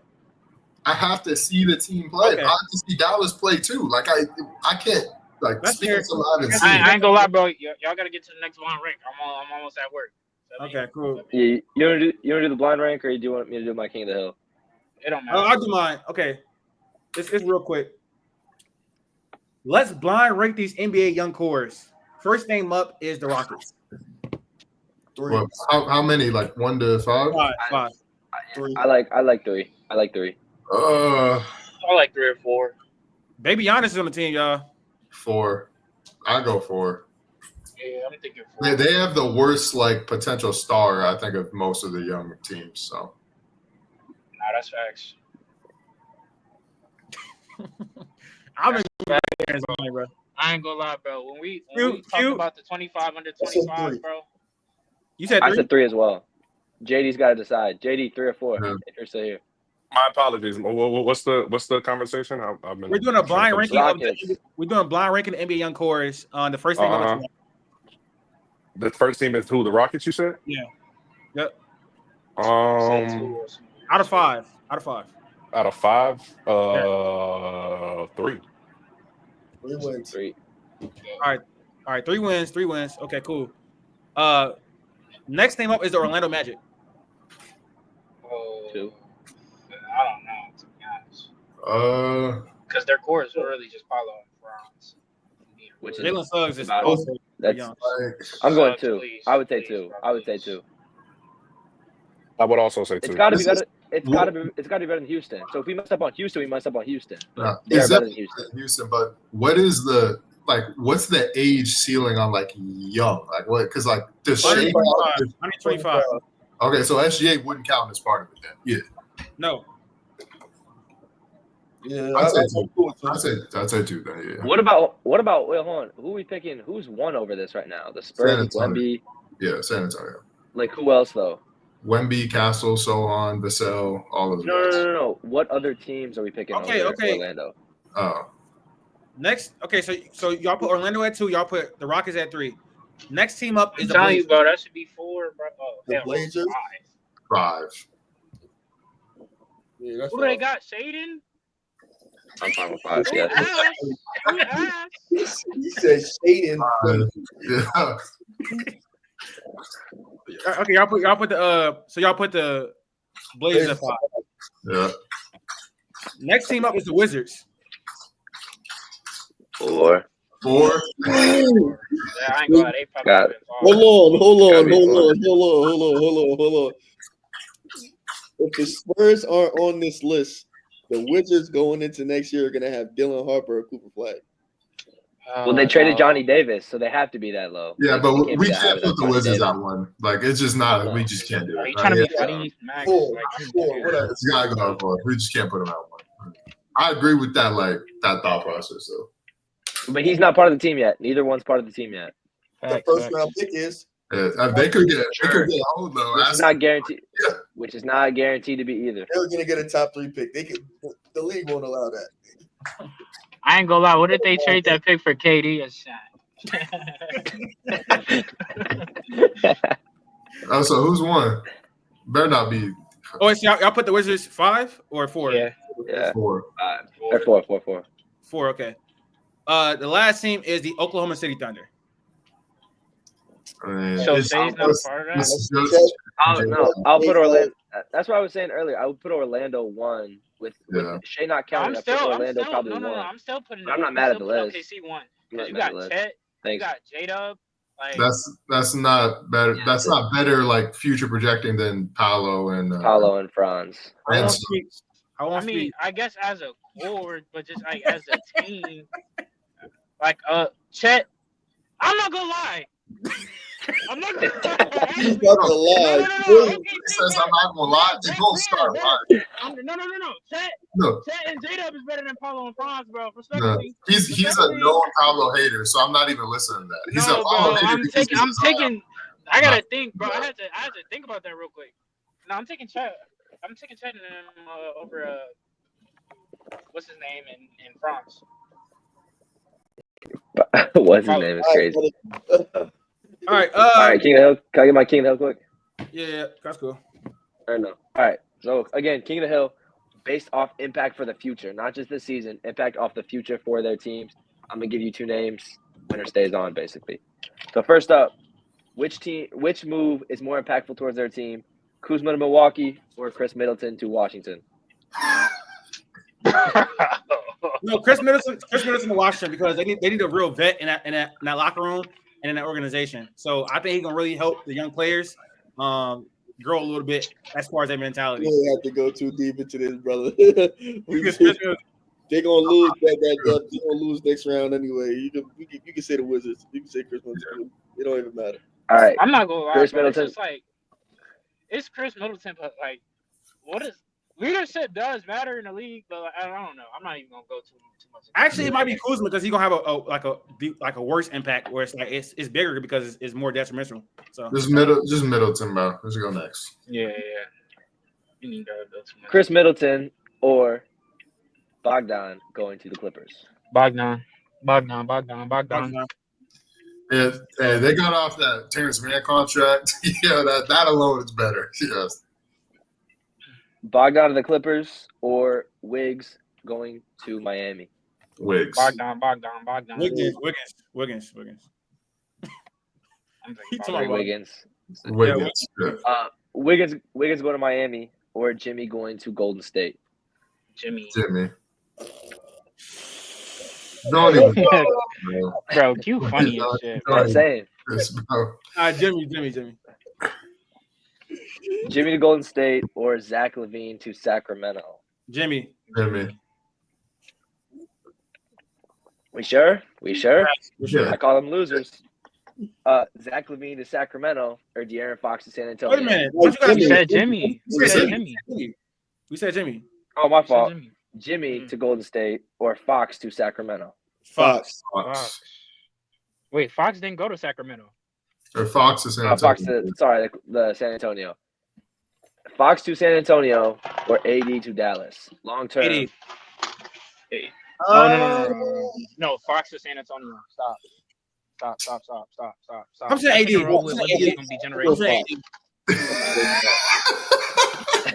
I got split. I'm split here. I got 2 different answers.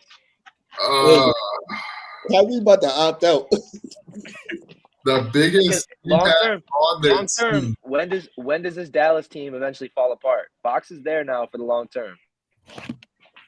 I'm sticking with Fox. No, I think, and I'm high on the Mavs roster, so I'm sticking with Fox. All right, so you got Fox? That's it? Yeah. Fox. Yep, Fox King of the Hill. All right. I had another team, but it's getting this shit is already at 2 hours. This is probably our longest episode ever.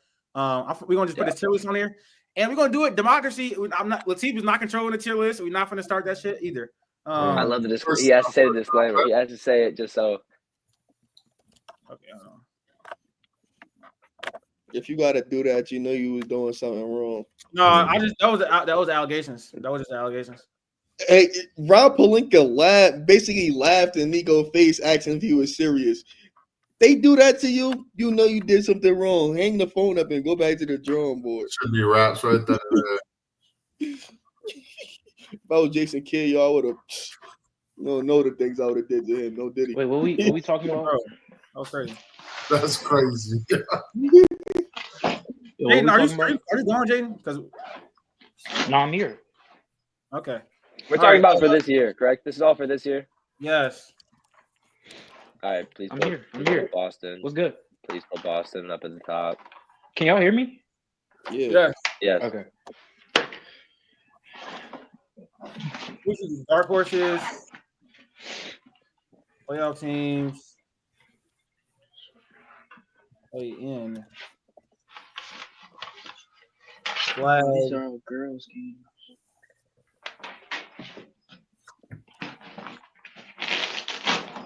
Pause. What?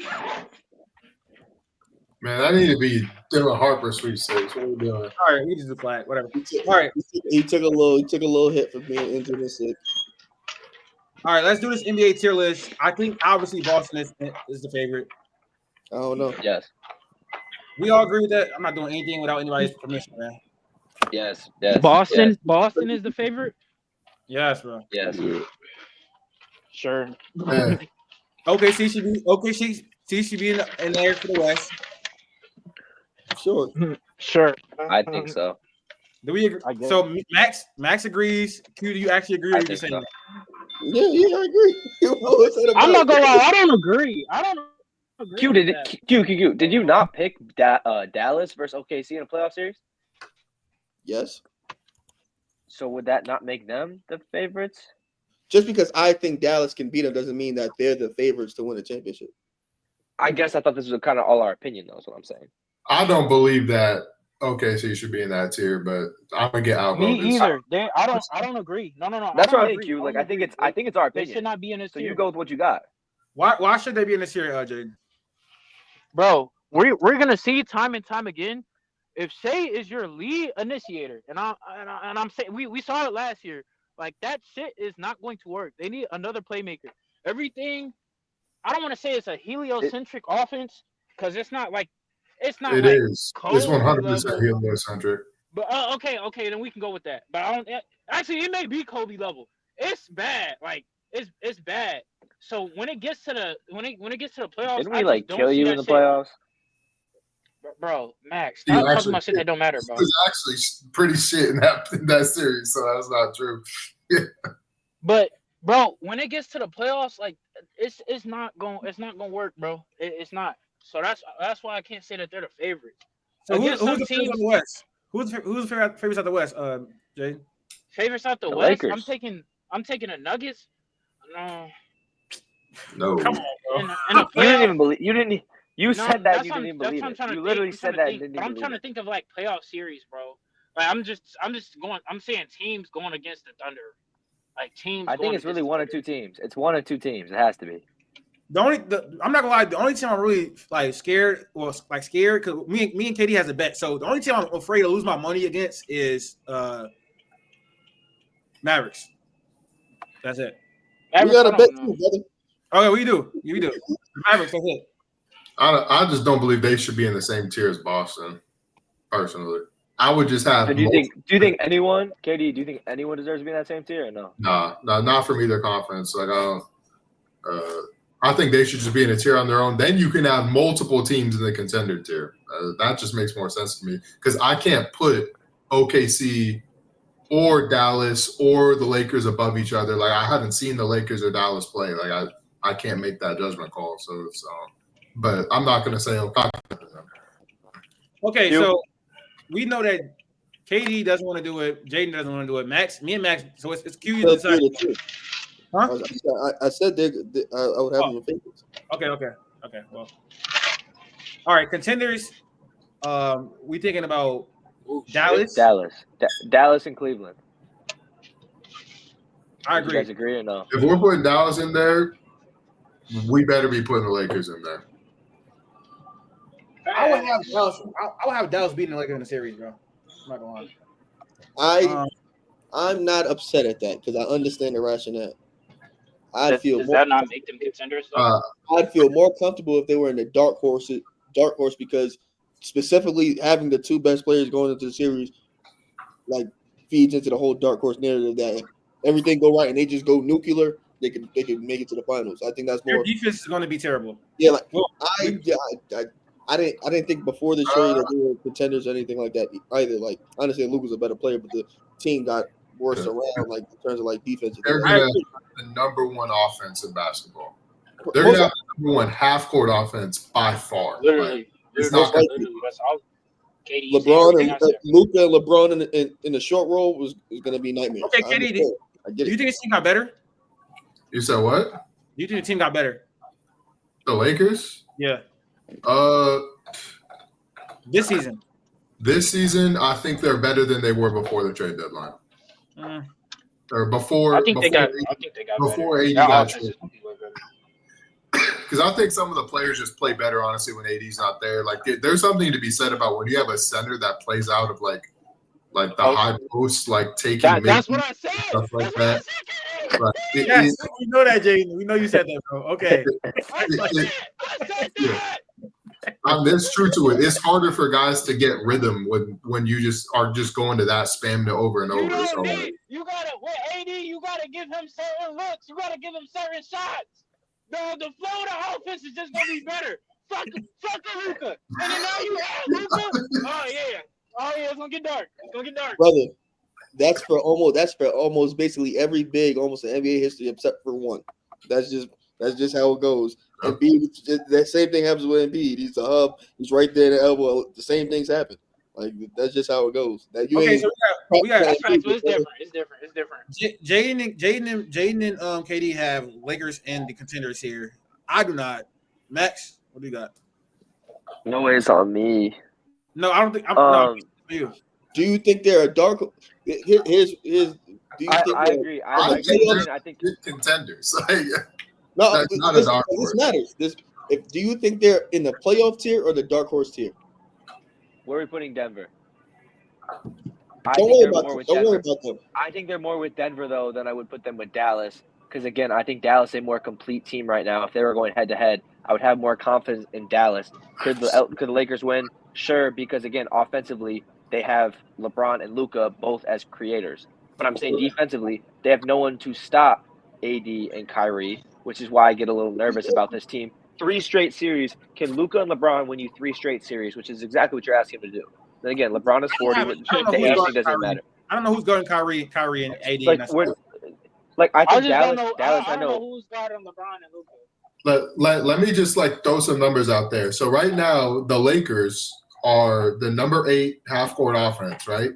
Then that was largely with LeBron and AD and Austin Reeves for pretty much the whole season. They were number 8.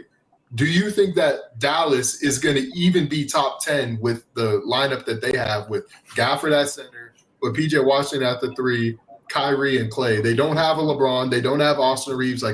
It's just they don't have an offense. Are you saying a half-court offense? You're saying a half-court offense? They won't run into that issue, I think, until they see OKC. Personally, I don't think the Lakers going to be able to stop them. Not gonna lie. I don't. KD, my thing is more just I think there's a serious gap you fall off defensively that almost cancels out or still puts you at a negative offensively. You know what I mean? I think the loss defensively. I guess, but I think you're looking so much. I don't know. Okay, we got Do you think the Lakers are a playoff team or do you think they're a dark horse team? They're a playoff team. What do you mean? They're a playoff team. So you would have them in the playoff tier? Oh, no. I think they're a dark horse, or I would put them in dark horse or contender just to get off their 2 players. So I would rather have them in dark horse. That's where I would put the Lakers. I think we should just put them in contender because KD and Jaden didn't get their way on the OKC thing. So let's bring them up. It wouldn't even matter. The math just figured out they're probably going to go into contender anyway. Because I got him as a dark horse. He got him as a dark horse. They both got him as contenders. You're the only one that's different. Okay. You have him as a playoff team. I would say I have them dark horses, to be honest.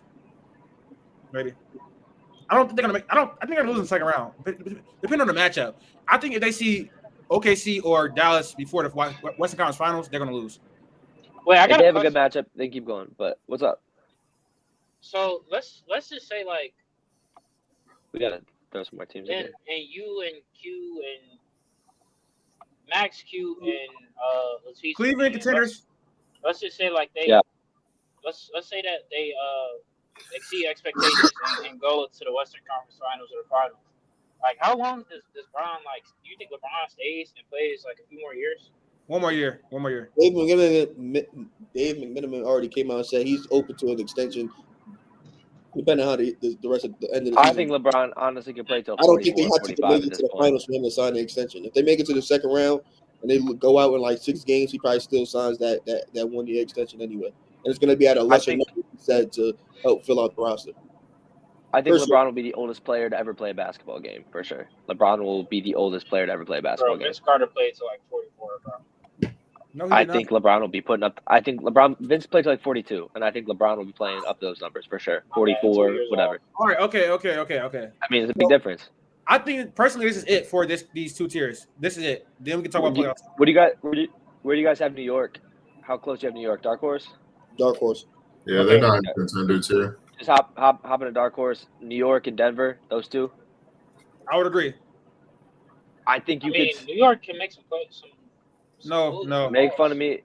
Make fun of me if you want. I think you could sneak Milwaukee in there because they have Giannis. No. We're not moving on Milwaukee. Denver, I would put in there though. No, I agree. think Denver has to go up there. Bro, Again, I think the path over there. Do we think Bucks aren't a good team. The Bucks just aren't a good team. I'm not gonna lie. I guess, but you we guys, gotta be serious. It's crazy. They lost to Portland twice. I'm not even gonna lie. And like they lost to Portland like before they went on a hot streak. Like Anthony Simons like pretty much did them in twice. I'm not. Okay. The Bucks are not good. The Bucks shit is so sad because if you look at that reaction that we had to that trade, like how like we were feeling at that point, and then how y'all are talking about him now, like it's shit's sad. Who was feeling? Bro, Latif was literally having an orgasm, bro. Like, this shit was ridiculous. The best pick and roll duo ever. Yeah, bro. Like, shit got dark. They don't ever That's do the one that. I missed. It's okay. He be like it's weird. Like you got Playoff what do they teams. call it? Playoff teams. You put the Bucks in there. You put the Clippers. You put Memphis. yep. I agree. Houston. Yeah, Houston and the Clippers. The Clippers got to be in there. I don't know about Clippers, I'm gonna be honest. In the playoffs? Like they're what, 4 games above 500 right now? They could drop to play-in. Like that's my point. Like they could drop to the play. I don't think they're solidly. It is sneaky because you just expect another team to move up pretty high. But all right, Like I'm not. I'm just saying they can. Like I don't have them as playoff locks. I think the I think Clippers get better. there's 6 games. There's 6 games over. There's 6 games over 500 right now. What's the next, like the gap between the next team? A half a game. Yeah, so that's I can't put them as like, and they didn't like get better at the deadline. I can't call them like playoff locks. Like They yeah, did, though. No, they KPJ now on the team. That's positive. Bro, they got rid of Man. And I actually kinda agree with KD though, because I don't think they're a playoff lock either. I kind of agree with. Yeah, I take that back. I take that back Because Dallas has Dallas is right there. Yeah, Dallas had to go in there. Like they had to rise up, obviously. Wait, but why are we saying that they didn't get better? Because they did. They got Bogdan has been bad this year, bro. Yeah, it's not. They didn't get better. You're just Okay, moving off a bad contract, bro. So anybody else in the East that's a lock playoff team? In the East, I say Miami. I think Indiana's locked. Well, let me look at the stands. Like the East is so weird because it's they're Can we throw the flag teams out there quick? Let's get the flag teams out of the way. if Indy, we're Utah, Washington. and Detroit and Orlando. It's like there's 5 teams just comfortably like Yeah. a game apart. if we're putting Milwaukee in playoffs, we probably got to put Indy in there. Yeah. They've been playing well. Yeah, I personally think Miami should go in there too. They legit just got better, and they've already started playing better since they put Khalil Ware in the starting lineup. The Pistons didn't get better. I don't think they're like. I they don't didn't think, really lose out on Jimmy since Jimmy wasn't playing, but they did gain Wiggins. Put Who's gonna the play? Pels in flag. Yeah. Flag. Bro, I feel like the Pels gonna do some dumb shit and just start winning games, bro. No, you're not. you'll still be flagged. Like that won't matter. Yes. I think. Oh, the Bulls. The Bulls should go in flag. The Bulls should go in flag too.